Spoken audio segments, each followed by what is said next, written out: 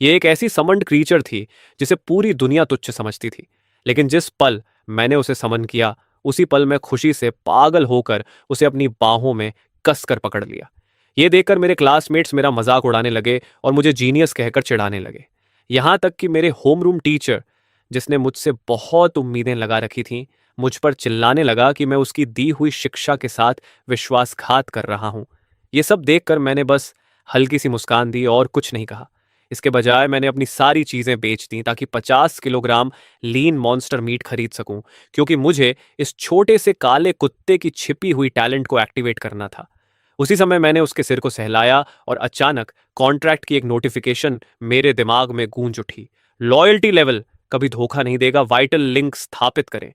मैंने बिना किसी हिचकिचाहट के लिंक को चुन लिया और उसी क्षण एक भयानक दर्द मेरी आत्मा को चीरने लगा। मैं जमीन पर गिर पड़ा और दर्द से चीखने लगा।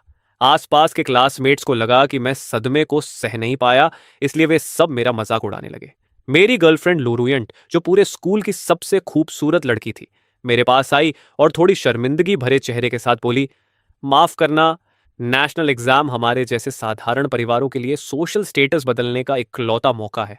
अभी थोड़ी देर पहले ल्यू लियांग, जो एक लांसर नाइट है, उसने मेरे साथ टीम बनाने के लिए हाँ कर दी है, इसलिए अब मैं तुम्हारे साथ टीम नहीं बनाऊंगी।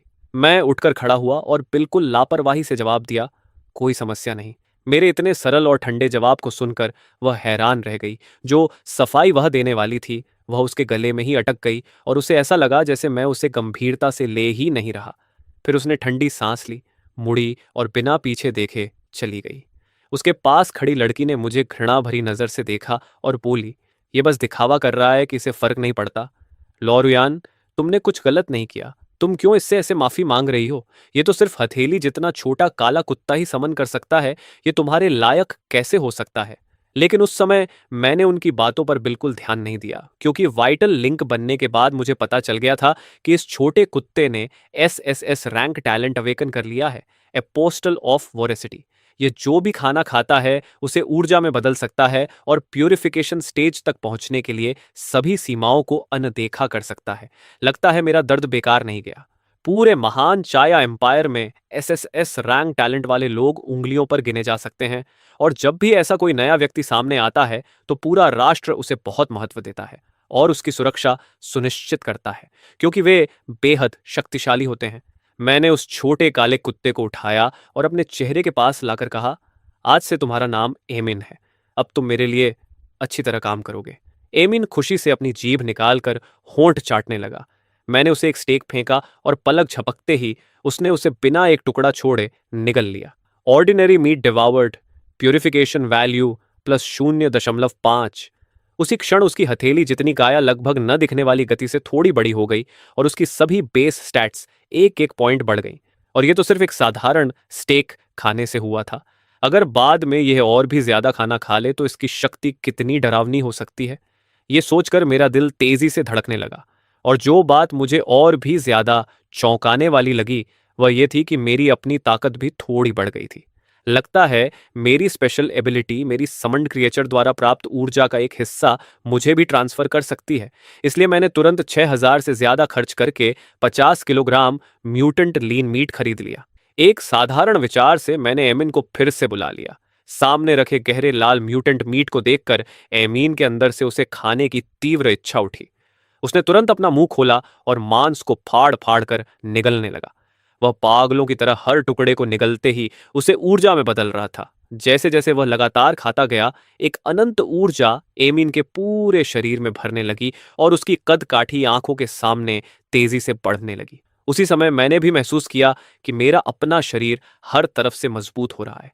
आधे घंटे बाद एमीन की ऊंचाई 2 मीटर से भी ज्यादा हो चुकी थी और मेरी सभी स्टैट्स 10 पॉइंट्स बढ़ चुकी थीं। यहां तक कि दूसरी क्लासेस के लोगों से तुलना करें तो भी यह असाधारण था।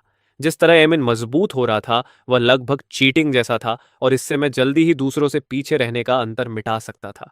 यह सोचकर मैंने बिना हिचकिचाए सिस्टम की इवोल्यूशन ऑप्शन पर क्लिक कर दिया। जैसे ही मैंने कंफर्म किया, एमीन के अंदर गहराई में छिपा टेरिफाइंग टैलेंट सोर्स कंपन करने लगा और अचानक एक अजीब काली प्यूरिफाइंग फोर्स फूट पड़ी। उसकी सेल्स तेजी से विभाजित होने लगीं, जीन्स फिर से व्यवस्थित हुए और उसकी लाइफ एक नए स्तर पर पहुंच गई। Congratulations, your summoned creature Ming has obtained the skill Rend. Congratulations, your summoned creature Ming has awakened a new talent, Gigantism. इससे उसका आकार बढ़ता है, स्ट्रेंथ और डिफेंस 300% बढ़ जाते हैं, लेकिन स्पीड 50% कम हो जाती है।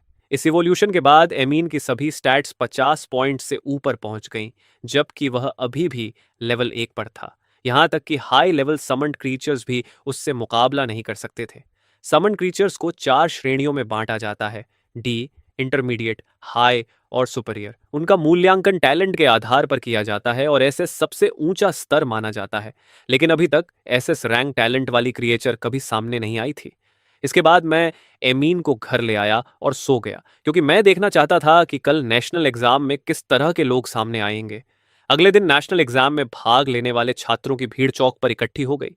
लेन सभी को डंजन में प्रवेश करते समय बरतने वाली सावधानियां समझा रहा था।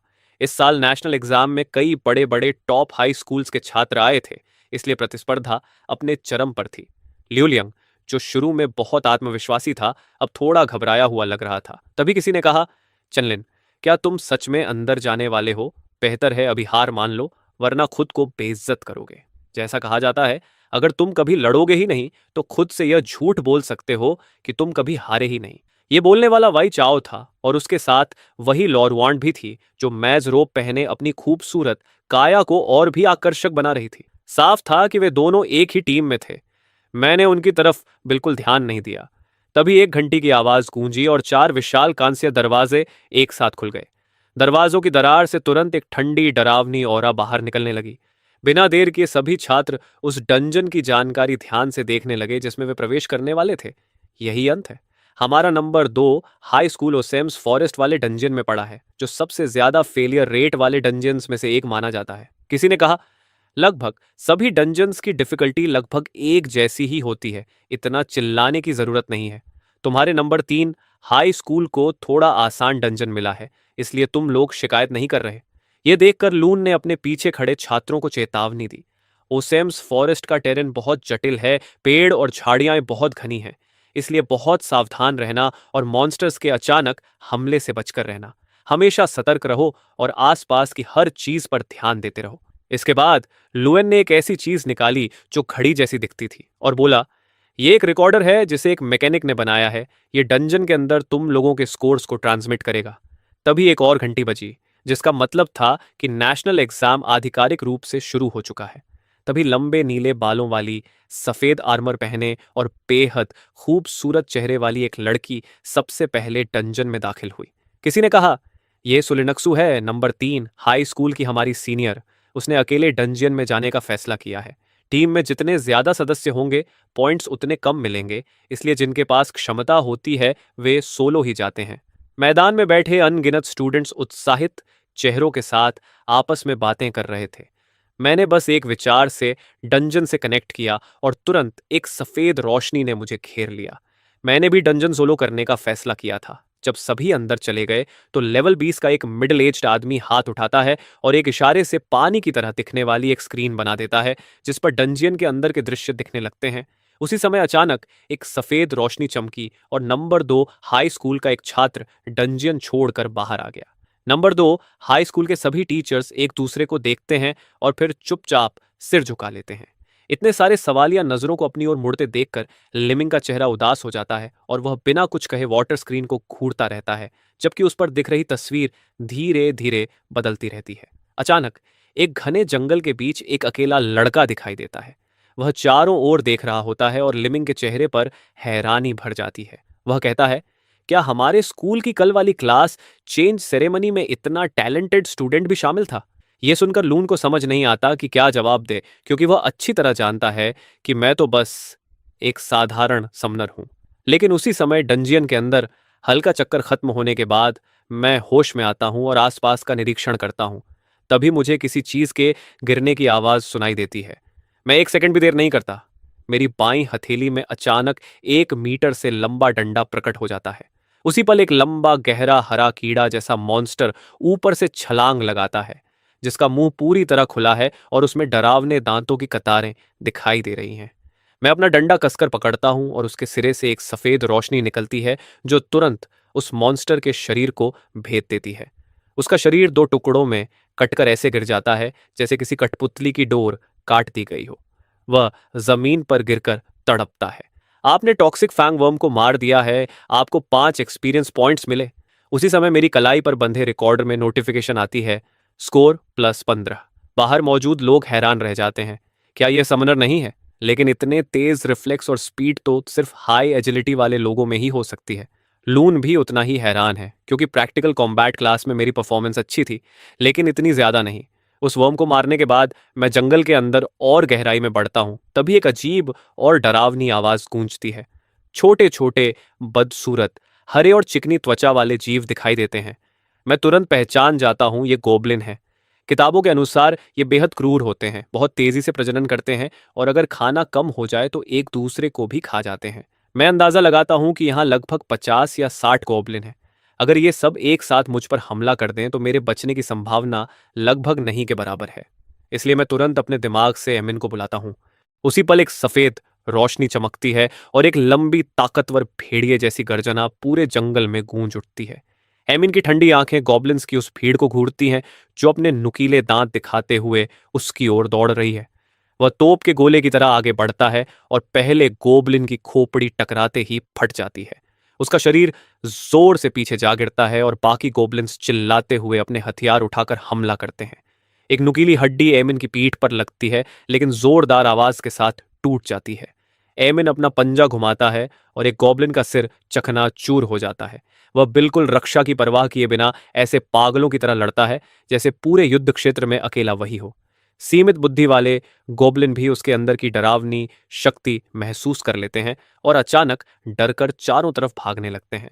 मैं ठंडे स्वर में कहता हूं, अब जब तुम सामने आ ही गए हो तो भागने का मौका नहीं मिलेगा। मैं एमिन को पीछा करने का इशारा करता हूं और खुद सबसे पास वाले गॉबलिन पर टूट पड़ता हूं।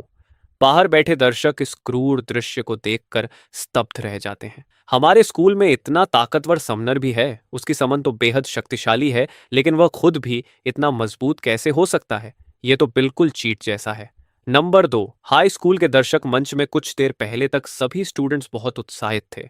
जब उन्होंने देखा कि मैं गोबलिन के झुंड में फंस गया हूं, तो सभी को लगा कि मैं तुरंत बाहर हो जाऊंगा। लेकिन मैंने अकेले ही पूरे गोबलिन ग्रुप का सफाया कर दिया। यह देखकर लिमिंग का चेहरा गंभीर हो जाता है और वह सोचता है, इतनी जल्दी इतनी ताकत हासिल करने के लिए उसके पास कम से कम कोई सीक्रेट इवॉल्विंग टैलेंट होना चाहिए। उसका पोटेंशियल तो लगभग हाई लेवल समन के बराबर है। क्या नंबर 2, हाई स्कूल में आखिरकार ऐसा जीनियस पैदा हुआ है जो हमें गौरव दिला सके? वह तुरंत पीछे खड़े व्यक्ति से पूछता है। इस समय चेनलिन का स्कोर कितना है? जवाब मिलता है, रिकॉर्डर के हिसाब से उसका वर्तमान स्कोर 560 पॉइंट्स है। वह हमारे स्कूल में पहले स्थान पर है। लेकिन नंबर 3, हाई स्कूल की सुलिनक्सु उससे भी ज्यादा डरावनी है। उसका स्कोर 830 है और वह बहुत बड़े अंतर से कंपटीशन में आगे चल रही है। यह सुनते ही लाइमिंग और बाकी टीचर्स की सांसें रुक जाती हैं, क्योंकि डंजन में गए अभी 20 मिनट भी नहीं हुए हैं और इतने स्कोर के साथ वह पूरे प्रोविंस में भी पहला स्थान हासिल कर सकती है। डंजन के अंदर गॉबलिन्स के शवों से रोशनी के गोल गोले निकलकर मेरे शरीर में समा रहे थे और मैं जल्दी ही लेवल 2 पर पहुंच गया। मेरी स्पिरिट 5 पॉइंट्स बढ़ गई, लेकिन यही एक साधारण क्लास की कमी है। चाहे मैं लेवल कितना भी बढ़ा लूं, बाकी लोगों से फर्क और बढ़ता ही जाएगा और अंत में एक ऐसा अंतर बन जाएगा जिसे पार करना असंभव होगा। लेकिन मुझे इसकी ज्यादा चिंता नहीं थी, क्योंकि एमिंग की सब कुछ अब्सॉर्ब करने वाली क्षमता इस कमी को पूरा कर सकती है। मेरा स्कोर पहले ही क्वालिफिकेशन थ्रेशोल्ड से ऊपर जा चुका था, इसलिए एकेडमी में एडमिशन लगभग तय था। लेकिन मेरी महत्वाकांक्षा इससे कहीं आगे थी। एमिंग गॉबलिन्स के शवों को चबाते हुए कड़क कड़क की आवाज कर रहा था। मैंने कहा, चलो एमिंग, अब आगे बढ़ते हैं। असली शिकार तो अभी शुरू हुआ है। गॉबलिन्स झुंड में रहने वाले जीव होते हैं, इसलिए अगर यहां उनकी एक टुकड़ी मिली है तो आसपास उनका कोई घोंसला जरूर होगा। करीब 10 मिनट तक मुझे एक भी मॉन्स्टर नहीं मिला, जिससे मेरा शक और पक्का हो गया। इसे डंजन कहा जाता है, लेकिन यह असल में एक अलग दुनिया जैसा है। यहाँ कुछ भी अपने आप रिस्पॉन्ड नहीं होता, सब कुछ प्रकृति के नियमों के अनुसार चलता है। तभी अचानक ऊपर से लंबी हड्डियों की भालाएं मेरी तरफ फेंकी गईं और चारों ओर से गोबलिन युद्ध की चीखें लगाते हुए मुझ पर टूट पड़े। उनके हथियार हवा में लहरा रहे थे, लेकिन मेरे चेहरे पर डर का कोई निशान नहीं था। मेरा डंडा पल भर में तलवार में बदल गया और एक ही वार में मैंने एक गोबलिन का सिर धड़ से अलग कर दिया। उस समय मैं मानो एक खास कॉम्बैट मोड में था। मेरी पूरी एकाग्रता इन कमजोर गोबलिन्स को तेजी से खत्म करने पर लगी थी। हर बार जब मैं वार से बचता, मेरी तलवार सर्जिकल प्रिसिजन के साथ उनकी जान ले लेती।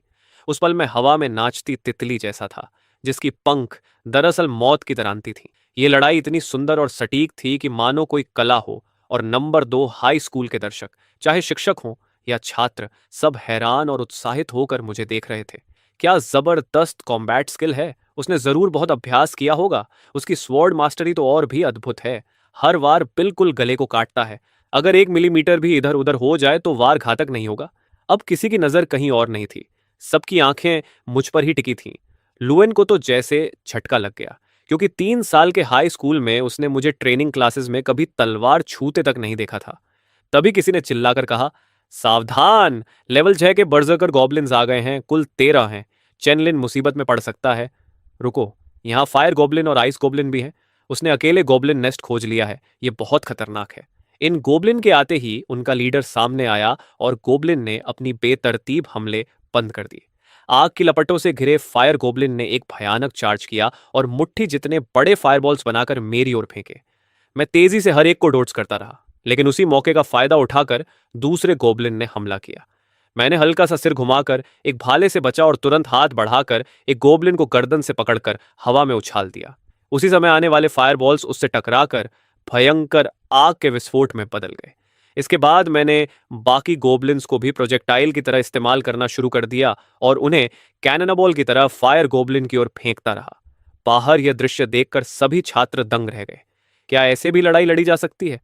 यहां तक कि उनके शिक्षक लून भी अवाक थे, क्योंकि उन्हें याद ही नहीं था कि उन्होंने मुझे ऐसा कोई तरीका सिखाया हो। इस बीच मैंने फायर गॉब्लिन्स को पूरी तरह भ्रमित कर दिया था।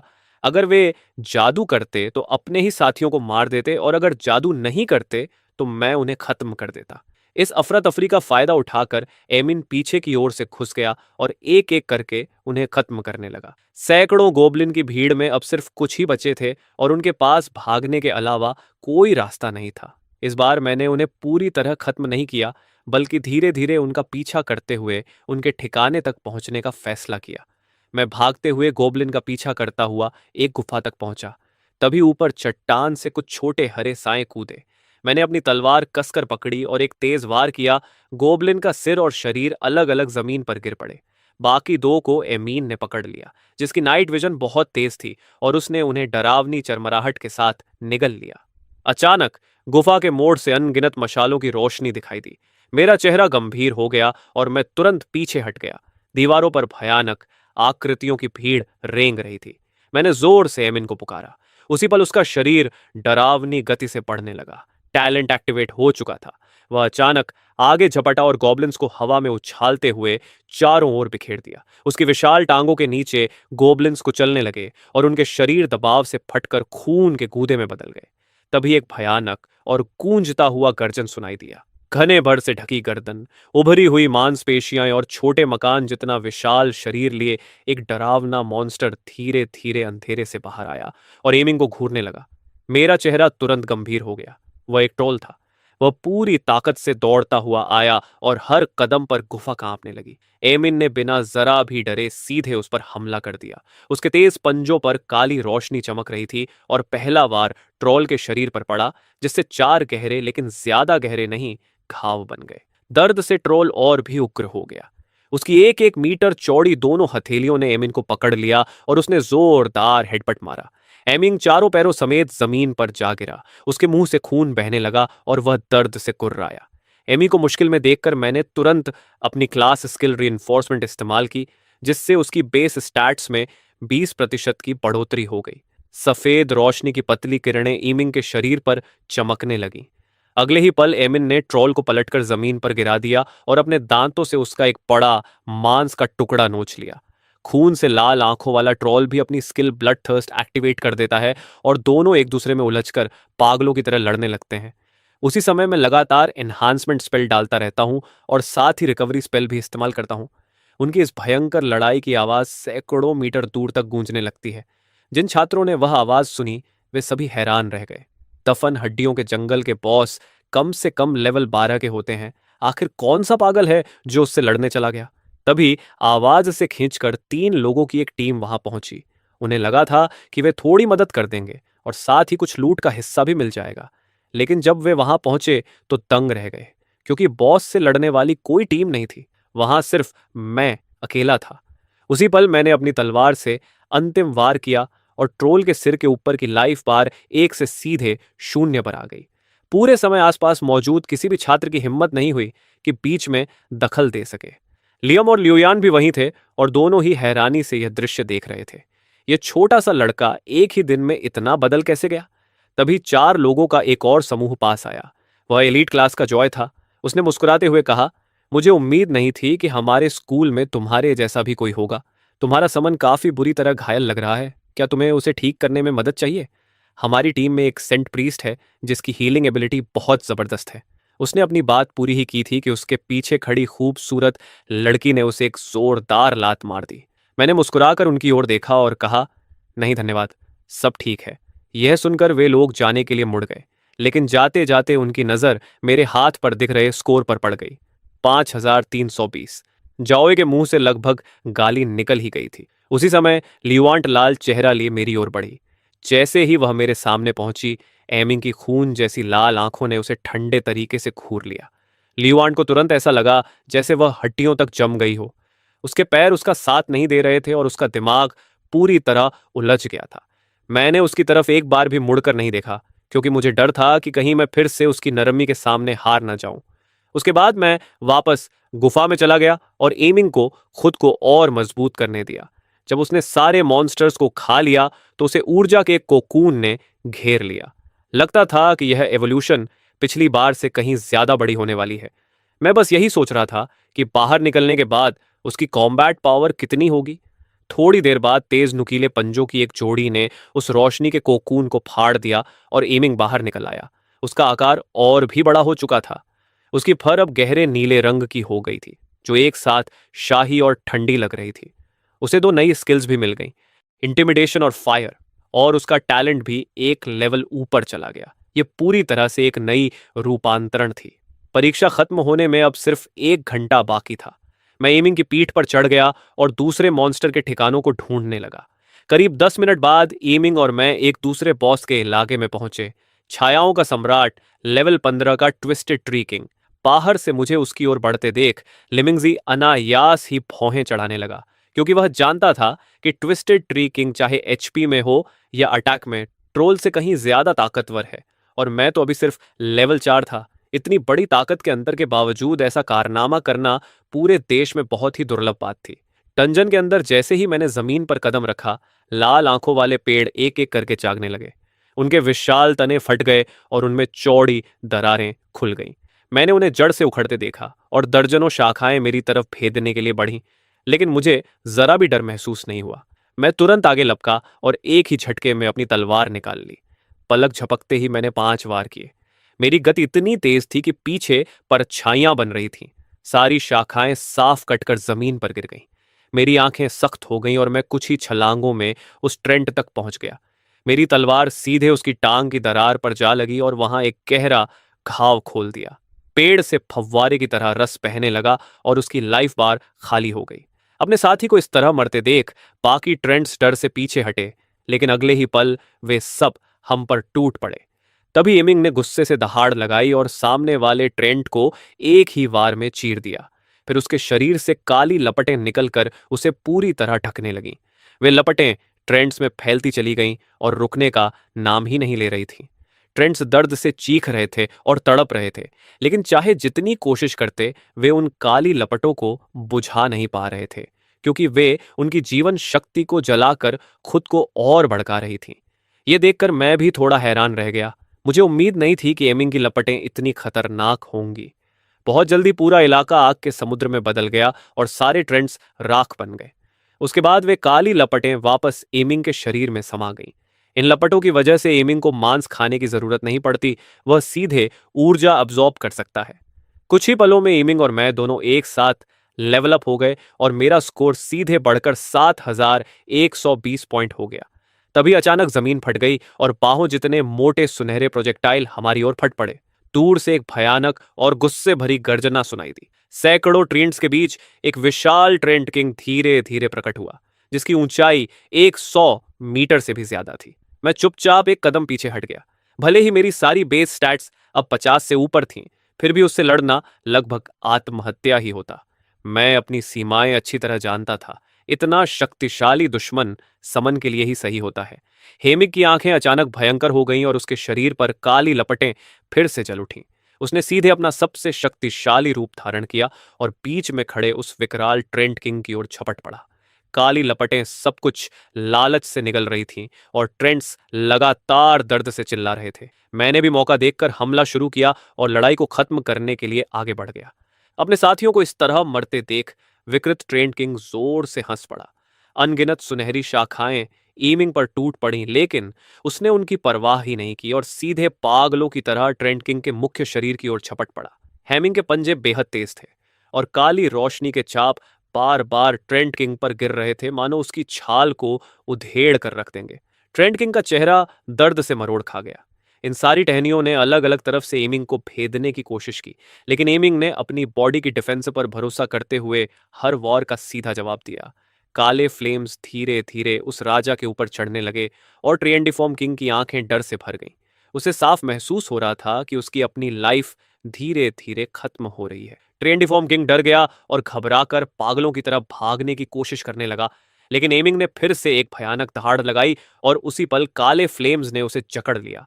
हेमिंग के अटैक्स और भी ज्यादा हिंसक हो गए।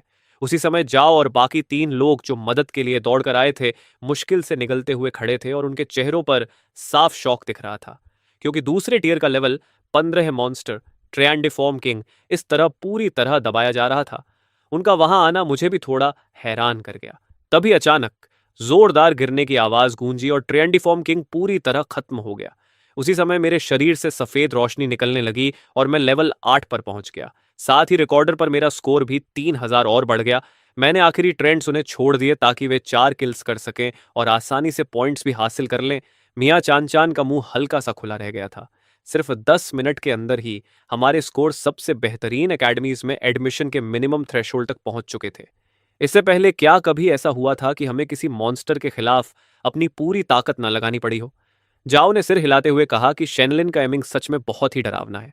इन ट्रेंड्स को कैसे मारा गया इससे फर्क नहीं पड़ता, लेकिन अब उनमें से कोई भी पीछे मुड़कर देखने की भी हिम्मत नहीं कर रहा था।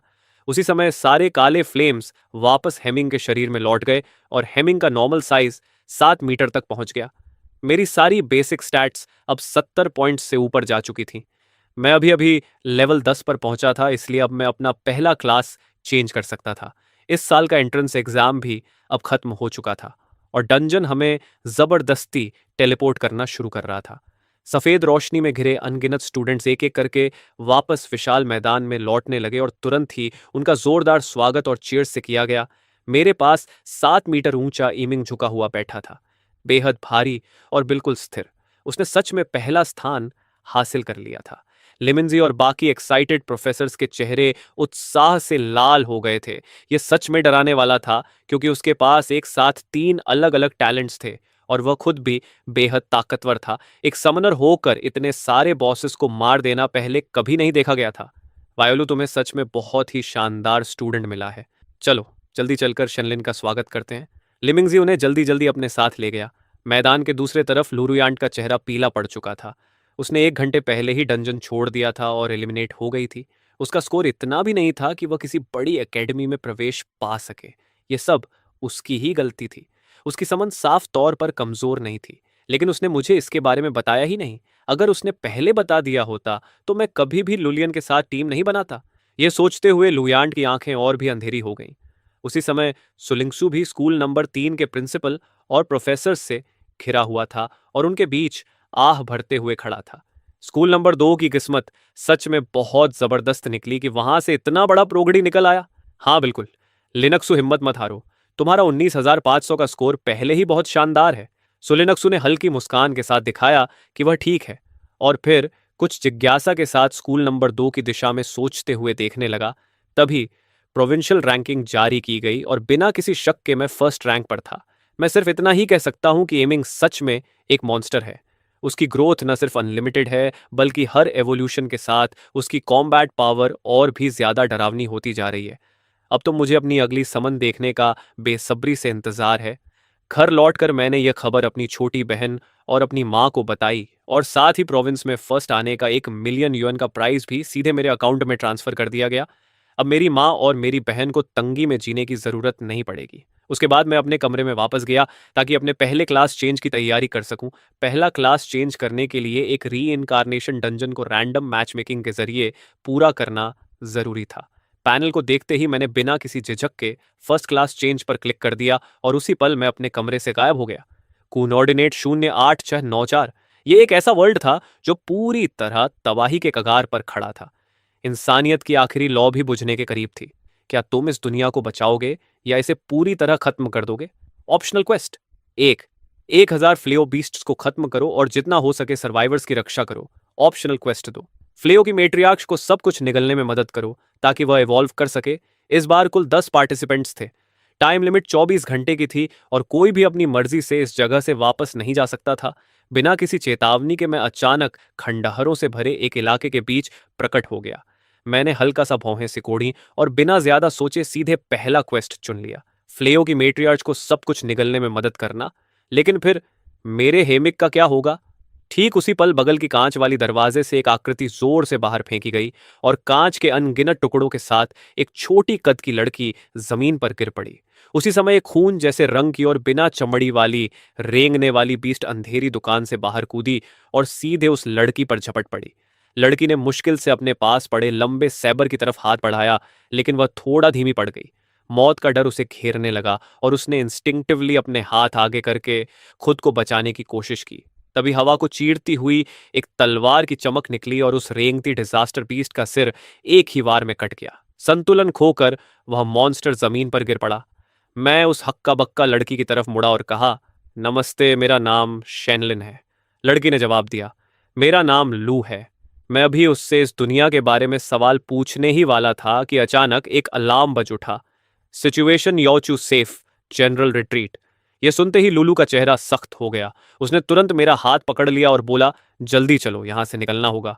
लेकिन वह अपनी बात पूरी भी नहीं कर पाया था कि दूर से उछलती हुई एक कार सीधे हमारी तरफ आकर टकराने वाली थी। मैंने तुरंत लुलू को अपने पीछे खींचा और अपना स्टाफ सामने हॉरिजॉन्टल पकड़ लिया ताकि उस तेज टक्कर को झेल सकूं। जोरदार इम्पैक्ट के बाद मैं करीब 10 मीटर पीछे खिसक गया और फिर खुद को संभाल कर रुक गया। लुलू घबराया हुआ था और दर्द की परवाह किए बिना तेजी से भागते हुए बोला, तुम ठीक हो ना? तुम्हें कुछ हुआ तो नहीं? मैंने अपनी उफनती एनर्जी को शांत किया, सिर हिलाया और सामने देखा। वहां एक क्रीचर 2 पैरों पर खड़ा था, एक डिजास्टर बीस्ट जिसके पूरे शरीर पर नुकीले कांटे निकले हुए थे। यह एक दाउमो था। अब भागने का कोई रास्ता नहीं था। लुलू का चेहरा गंभीर हो गया और उसका हाथ अनजाने में अपने सेबर की मूठ पर और कस गया। उसी समय दाओमो तेज कदमों से हमारी तरफ बढ़ने लगा। अगले ही पल उसके पैरों के नीचे की जमीन धंस गई और वह अपनी पूरी ताकत के साथ झपट पड़ा। इससे पहले कि लू कुछ समझ पाता, एक परछाई बिजली की तरह उसके पास से गुजरी और सीधे उस मॉन्स्टर से टकराने चली गई। मैंने अपने स्टाफ की ब्लेड निकालकर दाउमो के तेज काटने वाले बाजुओं से टकरा दी और टक्कर से एक साफ धातु जैसी आवाज गूंजी। दाओमो दर्द से गरजा और उसका दूसरा हाथ मेरे सिर पर गिरने वाला था, लेकिन मैंने उसे जोर से पीछे धकेल दिया और चिल्लाकर कहा, लू, अपना सेबर मुझे दो। ये सुनते ही लू ने बिना जरा भी हिचकिचाए अपने हथियार की मूठ पकड़ी, उसे खींचकर निकाला और मेरी तरफ फेंक दिया। मेरी आंखों में लड़ने का जोश भर गया। अब फिर से शुरू करते हैं। जैसे उसने मेरी चुनौती महसूस कर ली हो। ताओमो फिर से झपटा और उसके दोनों ब्लेड जैसे बाजू पागलों की तरह घूमने लगे, लेकिन मुझे जरा भी डर नहीं था। एक हाथ में तलवार और दूसरे में सेबर लेकर मैंने उसका सामना किया। सिर्फ 5 सेकंड के अंदर ही हम दोनों ने इतने तेज वार किए कि हमारी परछाइयां पीछे छूटती नजर आ रही थीं। अनगिनत टक्करों के बाद मुझे एक मौका मिल गया। मैंने सिर झुकाकर उसकी घातक चोट से बचाव किया और उसी पल मेरे बाएं हाथ का लंबा सेबर ऊपर की तरफ चला गया। उसकी धार ने एक ही वार में दाओमो का बाजू काट दिया। उसे संभलने का मौका दिए बिना मैंने अपनी तलवार सीधा उसके दिल में घुसा दी। तलवार उसकी सख्त चमड़ी को चीरती हुई आर पार निकल गई। लू अभी भी दर्द से अपना हाथ पकड़कर खड़ा था। वह मेरे पास आया और पूछा, तुम यहां के नहीं हो ना? मैंने शांत आवाज में जवाब दिया, क्या तुम मुझे इस दुनिया के बारे में थोड़ा बता सकते हो? लू बोला, ये सब निकी की वजह से हुआ है। ये पूरी 1 महीने तक चला। बहुत से लोग इस यातना को सह नहीं पाए और पागल हो गए। फिर वे मॉन्स्टर्स में बदल गए जो सिर्फ मारने के लिए जीते हैं। अब निकी फिर से बदल गया है। ये पहाड़ों और नदियों तक को बिगाड़ रहा है और इंसानियत को समझ नहीं आ रहा कि अब जिंदा कैसे रहा जाए। उसकी बात सुनकर मुझे इस दुनिया की हालत समझ आने लगी। तभी गली के मोड़ से करीब 10 लोग भागते हुए आए, जिनके चेहरे डर से बिगड़े हुए थे। च्याऊ, तुम अभी भी यहाँ क्या कर रहे हो? भागो! उनके आगे खड़ी लंबी औरत ने चिल्लाकर कहा। लेकिन उसके बोलते ही जमीन जोर से कांपने लगी, जैसे कोई बाढ़ हमारी तरफ आ रही हो। आसमान में दर्जनों फ्लेओ ड्रैगन्स उड़ते दिखे और चारों तरफ से दहाड़े सुनाई देने लगी। इमारतों की छतों पर डिजास्टर बीस्ट्स दिखाई देने लगे, जिनकी प्यासे आंखें हम पर टिक गई थीं। पल भर में उन्होंने हमें चारों तरफ से घेर लिया, जैसे एक दीवार बन गई हो। जैसे जैसे वे पास आते गए, सबके पैर भारी होने लगे और दिलों में निराशा भरने लगी। सब लोग घबरा कर निगलने लगे। च्याऊ, मेरे पीछे ही रहना, ये कहकर लूलू ने मेरी तरफ देखा। वह समझ रही थी कि मैं किसी दूसरे सर्वाइवर ग्रुप से हूं, लेकिन मैंने इस पर ध्यान नहीं दिया और सीधे आगे बढ़ गया।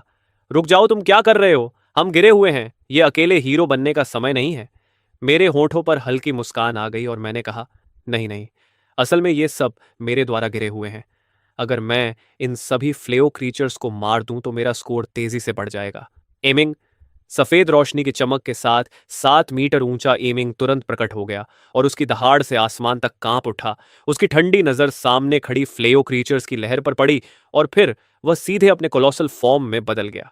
अचानक उसका आकार 28 मीटर तक पहुंच गया और उसका शरीर कई इमारतों से भी ऊंचा हो गया। एमिंग ने अपने चारों पैरों में ताकत भरी और जमीन हर तरफ से फट गई। वह एक मिसाइल की तरह जलती गर्मी के साथ क्रीचर्स की भीड़ के बीच कूद पड़ा।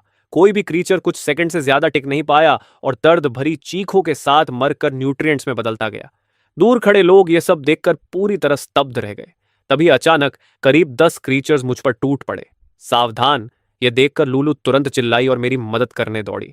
लेकिन अगले ही पल उसका शरीर रुक गया, क्योंकि पीछे हटने की बजाय मैं खुद उन पर टूट पड़ा। अपनी तलवार और सेबर से मैंने उन्हें ऐसे काटा जैसे यह कोई बड़ी बात ही न हो, और पल भर में ही मुझ पर हमला करने वाले सभी क्रीचर्स को खत्म कर दिया। लुलू यह देखकर हैरान रह गया। उसके शरीर में फ्लेओ म्यूटेशन का कोई निशान नहीं है। उसे तो कमजोर होना चाहिए था। तभी लुलू के दिमाग में एक संभावना कौन थी। 6 महीने पहले जब वह खाने की तलाश में निकली थी, तब उसे कुछ लोग मिले थे जो इतने ही ताकतवर थे और उनके शरीर में भी कोई म्यूटेशन नहीं था। उन्हीं लोगों ने सर्वाइवर्स के सीक्रेट बेस को नष्ट कर दिया था और सर्वाइवर्स को फ्लेओ क्रिएचर्स के सामने छोड़ दिया था, जिन्होंने उन्हें मार डाला। और जब उन्होंने सर्वाइवर्स को भागने की कोशिश करते देखा तो सीधे उनके पैर तोड़ दिए। इंसानियत से बिल्कुल खाली मॉन्स्टर्स का एक झुंड। उनमें से एक ने कहा था, हम भी तुम्हारी ही तरह इंसान हैं। लूलू कभी उस बात को नहीं भूल पाया, लेकिन शेनलिन उन लोगों से अलग है। उसने मेरी जान 2 बार बचाई है। जैसे उसने लूलू के मन की बात समझ ली हो। लूलू जल्दी से बोला और गहरी सांस लेकर उसकी आंखों में नफरत की चमक आ गई। चाहे जो हो, उससे दूर ही रहना। अभी वह ज्यादातर क्रीचर्स का ध्यान अपनी तरफ खींचे हुए है। इसी मौके में हमें उनकी लाइन तोड़कर निकल जाना चाहिए। लेकिन तभी जैसे ही वे आगे बढ़े, जमीन पर अचानक बिजली गिरी और रास्ता बंद हो गया। एक सुनहरे बालों वाला युवक हाथ में किताब लिए एक स्काई स्क्रेपर से बाहर आया। वह कुछ मंत्र जैसा पढ़ रहा था और उसके आसपास एक के बाद एक बिजली के गोले बनने लगे। यह देखते ही मेरा चेहरा बदल गया और मैंने तुरंत अपनी लंबी ब्लेड से बगल से आए हमले को रोक लिया। उसी पल एक रेपियर मेरी ब्लेड से टकराई और मेरे सामने बेहद खूबसूरत एक महिला खड़ी थी। वह धीरे धीरे सामने आई। मैंने बिना हिचकिचाए अपनी तलवार उसकी पतली कमर के आर पार कर दी, लेकिन वह अचानक गायब हो गई और कुछ ही पल बाद कई दर्जन मीटर दूर फिर से दिखाई दी। मैंने अपने पैरों में जोर लगाया और उसकी तरफ झपट पड़ा। यह देखकर वह महिला तुरंत चिल्लाई, क्या तुम दखल नहीं दोगे? उसके शब्द खत्म होते ही एक इमारत से आग की प्रचंड लहर निकली और हम दोनों टकराए तो चिंगारियां उड़ने लगीं। आग के बीच खड़ा एक मजबूत आदमी जीभ चटकाते हुए बोला, तो तुम सच में एक समनर हो? जलती आग मेरे चेहरे पर पड़ रही थी, लेकिन मेरा चेहरा बिल्कुल ठंडा था। मैंने अपनी ब्लेड से उसे पीछे धकेल दिया। तभी 4 लोग अलग अलग दिशाओं से बाहर आ गए। रीइंकार्नेशन इंस्टेंसेस में एक दूसरे को मारना मना होता है और जो भी इस नियम को तोड़ता है उसे तुरंत वांटेड घोषित कर दिया जाता है, सिवाय उन रीइंकार्नेशन डंजन्स के जहां अलग अलग फैक्शंस होते हैं। मैंने सच में नहीं सोचा था कि कोई ऐसा चुनाव करेगा। मिशन नंबर 1, तुम लोग डया के हो क्या? क्या तुम कभी किसी रीइंकार्नेशन डंजियन से नहीं टकराए? जिंदा बचने की संभावना बढ़ाने के लिए फैसला कैसे किया जाता है? कैलेमिटी कैंप का फायदा तो साफ साफ सबसे बड़ा होता है। थोड़ा सा दिमाग हो तो समझ आ जाता है कि क्या चुनना चाहिए। लेकिन ये 6 लोग मुझे ऐसे देख रहे थे जैसे मैं उनके जाल में फंसा हुआ शिकार हूं। मैंने बस हल्के लहजे में कहा, दोस्तों, क्या तुमने कभी यह कहावत सुनी है? सबसे बड़े शिकारी अक्सर अपने शिकार का रूप लेकर सामने आते हैं। अगर मैंने तुम्हें इतनी साफ तरह से यहां खींच लिया है, तो क्या तुम्हें लगता है कि तुम्हारे साथ निपटने का मेरे पास कोई प्लान नहीं होगा? तुम लोगों ने अभी बड़े अच्छे भाषण दिए थे, तो इनाम के तौर पर क्यों ना मैं तुम्हें मौत ही दे दूं? मेरे होंठों पर धीरे धीरे मुस्कान फैल गई। खाना परोस दिया गया है। अब एमिंग के दावत शुरू करने का समय है। तभी एक भयानक दहाड़ चारों तरफ गूंज उठी और स्याही जैसे काले फ्लेम्स सैकड़ों मीटर तक फैलते हुए एक विशाल काले भेड़िए का रूप लेने लगे। एक पल में ही उसका आकार और 8 मीटर बढ़ गया और उसकी शक्ल पहले से भी ज्यादा डरावनी और खतरनाक हो गई। उस विशाल काले भेड़िए को अपनी तरफ झपटते देख सभी के दिलों में गहरी डर की लहर दौड़ गई। पल भर में डर उनके पैरों से लेकर सिर तक भर गया और उनका दिमाग डर से फटने जैसा हो गया। आखिरकार जब काला भेड़िया अपने पंजे से वार करने ही वाला था, तब उनमें से 3 लोग किसी तरह अपने होश में आए और बिजली की तरह अलग अलग दिशाओं में कूद कर बच गए। लेकिन चौथा सबसे बदकिस्मत था। उसे चीखने का मौका भी नहीं मिला और काले भेड़िए ने उसे तुरंत टुकड़े टुकड़े कर दिया। यह दृश्य देखकर बाकी लोगों की पीठ पर ठंडा पसीना बहने लगा। उन्हें लगा था कि बस समन को थोड़ी देर रोके रखना काफी होगा। लेकिन यहां तो समनर खुद भी उनके बराबर की ताकत रखता था, और ऊपर से यह क्रीचर जिसकी फिजिकल स्ट्रेंथ और डैमेज दोनों ही राक्षसी थे, उसके पास एरिया कंट्रोल स्किल्स भी थी। अब तो वक्त काटने का ख्याल ही छोड़ दो। अगर 3 मिनट से पहले खत्म न हुए तो वही चमत्कार होगा। यह देखकर काला भेड़िया सबसे पास वाले इंसान पर टूट पड़ा। सुनहरे बालों वाले युवक ने दांत भींचे और तेजी से कोई आर्कन मंत्र पढ़ने लगा। तुरंत ही तेज बिजली की लपटें आपस में लिपटकर आधा मीटर मोटी चेन्स में बदल गईं और उन्होंने काले भेड़िए के चारों पैर और धड़ को कसकर जकड़ लिया। जल्दी इसे मारो, मैं इसे सिर्फ 10 सेकंड रोक सकता हूं। लेकिन वह अपनी बात पूरी भी नहीं कर पाया था कि काले भेड़िए ने अपने दाहिने पंजे से जोर का झटका दिया और बिजली की चेन्स उसी पल टूटकर बिखर गईं। यह कैसे हो सकता है? यह तो मेरा एडवांस टैलेंट है। सुनहरे बालों वाला युवक पूरी तरह हैरान रह गया। मेरे स्ट्रेंथनिंग स्पेल के बाद हेमिंग की ताकत और भी बढ़ गई थी। यह देखकर अब कोई भी हिचकिचाने की हिम्मत नहीं कर पाया और सबने तुरंत अपने ट्रम्प कार्ड्स निकाल ली। वह खूबसूरत औरत कई परछाइयों में बंटकर अलग अलग दिशाओं से मेरी तरफ झपटी। तभी उसके सिर के ऊपर अचानक अनगिनत बर्फ की नुकीली स्टैलेक्टाइट्स बन गईं और बरसने लगीं, जिससे उसे पीछे हटना पड़ा।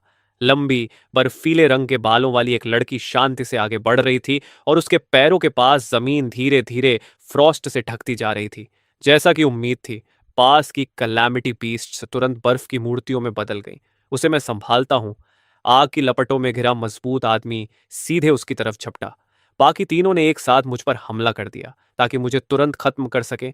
तभी एक जोरदार दहाड़ गूंजी और एक मोटा तगड़ा आदमी ढाल उठाए चिल्लाया, अरे बच्चों, मेरी तरफ देखो, प्रोवोकेशन स्किल एक्टिवेट।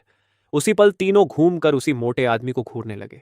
उनकी आंखों में नफरत भर गई और अगले ही पल विशाल काला भेड़िया उनके पीछे प्रकट हो गया। उसके बाद उनकी किस्मत तय हो चुकी थी। तीनों आदमी पलक झपकते ही चार चार टुकड़ों में कट गए। तुरंत बाद एमिंग मुड़ा और पास की इमारत पर जोर से वार किया। ढेर सारे मलबे उड़कर उस औरत की तरफ गए। पत्थरों के टुकड़ों ने उसके कपड़े फाड़ दिए और उसकी त्वचा को चीर दिया। ईमिंग ने एक पल में उसे पकड़ लिया और पंजा उठाकर जोर से पटका। फिर अंधेरी फ्लेम्स ने उसके पूरे शरीर को निगल लिया। दूसरी तरफ अचानक बर्फीला तूफान फट पड़ा और उसके रास्ते में जो भी आया, इमारत हो या इंसान, सब बर्फ की मूर्तियों में बदल गए। आग वाला मजबूत आदमी भी तुरंत बर्फ का टुकड़ा बन गया। 7 शिकारों में से अब सिर्फ एक बचा था। फिर सबकी नजरें हत्या के इरादे से सुनहरे बालों वाले युवक पर टिक गईं और उसका चेहरा सफेद पड़ गया। उसने बिजली की एक के बाद एक लहर छोड़ी और तुरंत भागने लगा। मैंने उसके सभी हमलों को कुछ कदमों में ही बचा लिया और अपनी लंबी ब्लेड के एक वार से उसका शरीर टुकड़ों में बिखर गया। मेरी आवाज गूंजी जब मैंने पूछा, क्या तुम लोग मदर कैलेमिटी बीस्ट के बारे में जानते हो? उसने सिर हिलाया। वह अनगिनत कैलेमिटी बीस्ट्स में से उभरी एक खास क्रिएचर है जिसने अपनी अलग चेतना विकसित कर ली है। हम उस मदर कैलेमिटी बीस्ट को मारने जा रहे हैं। मैंने सिर हिलाया। शायद सबसे ज्यादा स्कोर पाने के लिए उसे मारना ही पड़ेगा, और यही इस दुनिया को थोड़ी सी उम्मीद देने का भी एकमात्र तरीका है। तभी सुलनक्सु हमारे पास आया और बोला, फिर मिल गए शेनलिन। धत्त, इससे पहले कि मैं कुछ कह पाता, मोटा आदमी उत्साह से बोला, कमाल है बड़े भाई, तो तुम ही वो मशहूर विंटर गार्डियन हो। कोई हैरानी नहीं कि तुम इतने ताकतवर हो। थोड़ी देर बात करने के बाद हम तीनों के बीच भरोसा और मजबूत हो गया। मुझे यह भी पता चला कि उस मोटे आदमी का नाम ल्यूक्सियन है। मैंने उन्हें मदर कैलेमिटी बीस्ट को मारने का अपना इरादा बताया और उन्होंने बिना जरा भी हिचकिचाए तुरंत मान लिया। हम तुरंत शहर के केंद्र की तरफ चल पड़े। कुछ देर बाद हम एक बड़े पुल के सामने पहुंचे। तभी अचानक कैलेमिटी बीस्ट्स की लाल आंखें एक एक करके चमकने लगीं और वे गुस्से में हम पर टूट पड़ीं। ईमिंग ने तुरंत इंटिमिडेशन वेव छोड़ी और फिर सड़क को ढक रही बीस्ट्स की भीड़ के बीच कूद पड़ा। काली फ्लेम्स चारों तरफ फट पड़ी, लेकिन मेरा चेहरा बिल्कुल शांत रहा। मदर बीस्ट ने हमें देख लिया है। सुलिनक्सु की आंखें अचानक बर्फीली नीली चमक से भर गईं और वह किसी शांत देवता जैसा लगने लगा। अगले ही पल उसके सिर के ऊपर तेज नुकीली बर्फ की स्टैलेक्टाइट्स प्रकट हो गईं। सुलिनक्सु की बस एक साधारण सी इच्छा के साथ ही उसके इरादे के मुताबिक सारे बर्फ के स्टैलेक्टाइट्स पीछे से हमारा रास्ता रोक रही बीस्ट की हॉर्ड की तरफ बिजली की तरह टूट पड़े। अनगिनत बीस्ट उनके आर पार छेद दिए गए और वे ऐसे गिरने लगीं जैसे बोलिंग पिन्स गिरती हैं। लेकिन बहुत जल्दी दूसरी बीस्ट्स भी उमड़ पड़ी। पूरे शहर की क्रीचर्स चारों तरफ से हमारी तरफ आने लगी। मुझे साफ महसूस होने लगा कि दबाव बढ़ रहा है। पूरे शहर में सैकड़ों हजार, शायद 1 मिलियन तक कैलेमिटी बीस्ट्स थीं। अगर हम अपनी सारी ताकत भी लगा देते, तब भी उन सबको मार पाना नामुमकिन था। तभी मैंने चिल्लाकर कहा, सांप का सिर काटना होगा। एमिंग जा और मदर कैलेमिटी बीस्ट को मार दे। मेरी बात सुनते ही एमिंग तुरंत मुड़ा और पुल की तरफ बिजली की तरह दौड़ पड़ा। पुल के उस पार एक बेहद खतरनाक ऑरा महसूस हो रही थी। वही मदर कैलेमिटी बीस्ट थी। जैसे ही एमिंग पुल के दूसरे किनारे पर पहुंचा, धुंध के अंदर से अचानक 10 मीटर से भी लंबा एक गहरा लाल टेंटिकल बाहर निकला और पूरी ताकत से उस पर वार कर दिया। एमिंग कई इमारतों को तोड़ता हुआ उछलकर दूर जा गिरा। एक के बाद एक बिल्डिंग ढाती चली गई और वह लगभग 20 मीटर दूर जाकर रुका। एमिंग ने गुस्से से दहाड़ मारी और धूल का बादल छितरा गया। वह कंक्रीट के मलबे और फटे हुए लाशों के बीच से उठ खड़ा हुआ।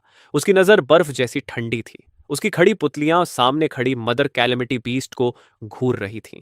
वह एक विशाल आई बॉल थी जो 60 मीटर से भी बड़ी थी और उसकी अनगिनत दूसरी प्यूपिल्स भी एमिंग पर टिकी हुई थीं। एमिंग की काली लपटें फिर से उग्र होकर भड़क उठीं। उसने बिना एक पल गंवाए हमला शुरू कर दिया और उसका शरीर बिजली की तरह आगे बढ़ा। उसकी भयानक चार्ज की ताकत से आसपास की टूटी इमारतें तक कांप उठीं। उसी पल उस विशाल आई बॉल की सारी प्यूपिल्स एक साथ सिकुड़ गईं और 15 गहरे लाल टेंटिकल्स एमिंग की ओर टूट पड़े। एमिंग जितना हो सके उतना उन्हें डोड़ कर रहा था और जब बचना नामुमकिन होता तो उसकी तेज पंजों पर काली रोशनी लिपट जाती और वह पूरी ताकत से वार करता, लेकिन टकराने की आवाज ऐसे आती जैसे लोहे से लोहा टकरा रहा हो। अचानक एक टेंटेकल ने उसे जोर से मारकर दूर फेंक दिया और जो दूरी उसने इतनी मुश्किल से तय की थी वह फिर से बढ़ गई। अब तक एमिंग हमेशा अपनी ब्रूट स्ट्रेंथ पर ही निर्भर रहा था। उसकी जबरदस्त ताकत और डिफेंस के कारण वह क्लोज कॉम्बैट में पूरी तरह हावी रहता था, लेकिन अब इस जायंट आई के टेंटलस के सामने वह पूरी तरह बेबस हो गया था। गुस्से भरी दहाड़ के साथ उसकी काली लपटें पूरी ताकत से भड़क उठीं। एक पल में भयानक गर्मी चारों तरफ फैल गई। एमिंग अपनी पूरी शक्ति छोड़ रहा था और उसका माना बेहद तेजी से जल रहा था। उसने इस लड़ाई को लाइफ और डेथ बैटल बना दिया था। इधर मेरा चेहरा भी गंभीर हो गया, क्योंकि एमिंग के साथ अपने स्पिरिचुअल लिंक के जरिए मैं उसकी लाइफ फोर्स को धीरे धीरे गिरते हुए महसूस कर रहा था। तभी अचानक सुलिंगसु की आंखें खुलीं और उनमें क्रिस्टल जैसी चमक उभर आई। ग्लेशियल अनाइहिलेशन। एक पल में हवा की सारी नमी गायब हो गई और अनगिनत कैलेमिटी बीस्ट्स बर्फ के क्रिस्टल्स में बदल गईं। उनके टुकड़े हर तरफ बिखर गए। इस मौके का फायदा उठाते हुए मैंने तुरंत फैसला लिया, चलो सी ऑफ कैलेमिटीज को ढूंढते हैं। एमिंग को अभी इवॉल्व कराना ही हमारी आखिरी उम्मीद है। थोड़ी देर बाद हम तीनों शहर के सेंटर में पहुंच गए। हमारे सामने एक भयानक गर्जना गूंजी और बिना हिचकिचाए हम तीनों दौड़ पड़े। जल्द ही हमें एमिंग दिखाई दिया। वह बुरी तरह घायल था और लगभग मरने की हालत में था, लेकिन उसके पंजे अब भी जमीन में गड़े हुए थे। पैंगनी टेंटलस के लगातार हमलों के बावजूद वह 1 इंच भी पीछे नहीं हट रहा था और कदम दर कदम आगे बढ़ रहा था। मैं तुरंत उसकी तरफ भागा और चिल्लाया, एमिंग, डिवॉर दोस कैलेमिटी बीस्ट्स। मैंने तुरंत रिकवरी और रीइंफोर्समेंट स्पेल इस्तेमाल किया और हल्की सफेद रोशनी एमिंग के शरीर को घेरने लगी। एक भयंकर दहाड़ के साथ एमिंग ने पर्पल टेंटिकल्स को पीछे धकेला और तुरंत बीस्ट की हॉर्ड पर टूट पड़ा। उसकी काली लपटें एक काले लोटस की तरह फैल गईं। जायंट आई को तुरंत समझ आ गया कि कुछ गलत हो रहा है और उसने सारी बीस्ट्स को पीछे हटने का आदेश दिया। लेकिन अब बहुत देर हो चुकी थी। अनगिनत डिवॉरिंग एनर्जी से भरी काली लपटें ईमिंग के शरीर में समाने लगी। मैंने बिना देर किए इंटरफेस में रीस्टार्ट एवोल्यूशन पर क्लिक कर दिया। उसी पल उसके शरीर की गहराइयों से एक डरावनी डार्क पावर फूट पड़ी और आसमान तक उठता हुआ काले प्रकाश का एक स्तंभ बन गया। एमिंग का शरीर तुरंत बढ़कर 100 मीटर से भी बड़ा हो गया। कंग्रेचुलेशंस, योर समन मिंगा has obtained the skill cursed oath. Congratulations, your summon एमिंग has obtained the new talent adamantium body. All attributes increased by 60 points. मैंने राहत की सांस ली। कितना जबरदस्त अपग्रेड था। एमिंग ने जायंट आई की तरफ देखा। उसका शरीर पूरी तरह नया हो चुका था। उसकी घनी फर से हल्की सुनहरी चमक निकल रही थी और उससे एक दिव्य और शाही ऑरा फैल रहा था। जायंट आई की प्यूपिल्स जोर से कांप उठी। उस भयानक डिवावरिंग ऑरा ने उसे कुछ पल के लिए जकड़ लिया था और वह हिल भी नहीं पा रहा था। लेकिन अगले ही पल उसका डर अंतहीन गुस्से में बदल गया। वह भी दूसरों को निगल कर इवॉल्व हो सकता था। उसे ही सुप्रीम बीइंग बनना था। उसके विशाल पर्पल टेंटिकल्स हवा को चीरते हुए एक साथ एमिंग पर टूट पड़े। लेकिन एमिंग चट्टान की तरह अडिग खड़ा रहा। 15 टेंटिकल्स उसके शरीर पर लिपट गए। फिर भी उसकी सुनहरी आभा बस हल्की सी डगमगाई। अगले ही पल काली लपटें, जो डिवॉरिंग पावर और कंडेंस्ड एनर्जी का संगम थीं, फट पड़ी और उन्होंने 400 मीटर ऊंची एक भयानक टायरेंट बीस्ट की आकृति बना दी। पलक झपकते ही 1 किलोमीटर का इलाका काले आग के समंदर में बदल गया।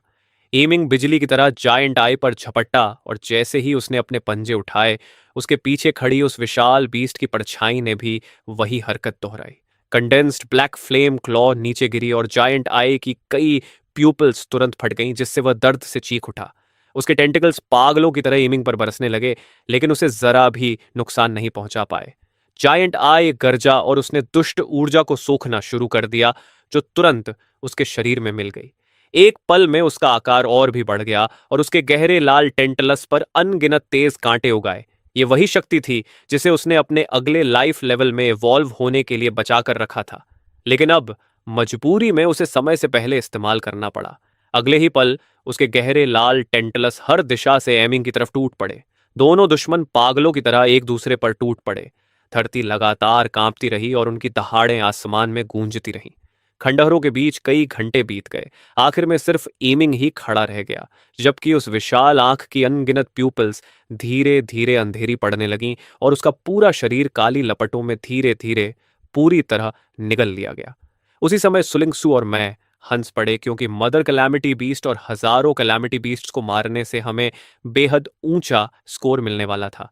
तभी एक नोटिफिकेशन की आवाज आई और हम तीनों तुरंत वहीं से गायब हो गए। टाइम सिंक्रोनाइजेशन, आपके प्रदर्शन के आधार पर स्कोर की गणना की जा रही है। आपने कुल 8,560 कैलामिटी बीस्ट्स को मारा है और मदर कैलामिटी बीस्ट को भी खत्म कर दिया है। बधाई हो, आपका स्कोर परफेक्ट है। आपकी क्लास को प्रमोट करके मास्टर ब्लेड समनर बना दिया गया है। ये एक यूनिक और रेयर क्लास है जो आपके कारण पैदा हुई है। बधाई हो, आपने एक नई क्लास स्किल सीखी है, arcane blade condensation. Skill effect: एक ऐसी तलवार जो वास्तविक और भ्रम के बीच मौजूद होती है। ये टारगेट की सारी फिजिकल डिफेंस को इग्नोर करती है और सीधे उसके माइंड पर हमला कर एक खास मेंटल ट्रॉमा पैदा करती है। ये पढ़कर मैं थोड़ा चौंक गया। यानी यह स्किल फिजिकल डिफेंस को पूरी तरह नजरअंदाज करके सीधे दुश्मन की आत्मा या दिमाग को चोट पहुंचाती है। मतलब अगर सामने वाले के पास मेंटल डिफेंस नहीं है तो उसे एक ही वार में मारा जा सकता है।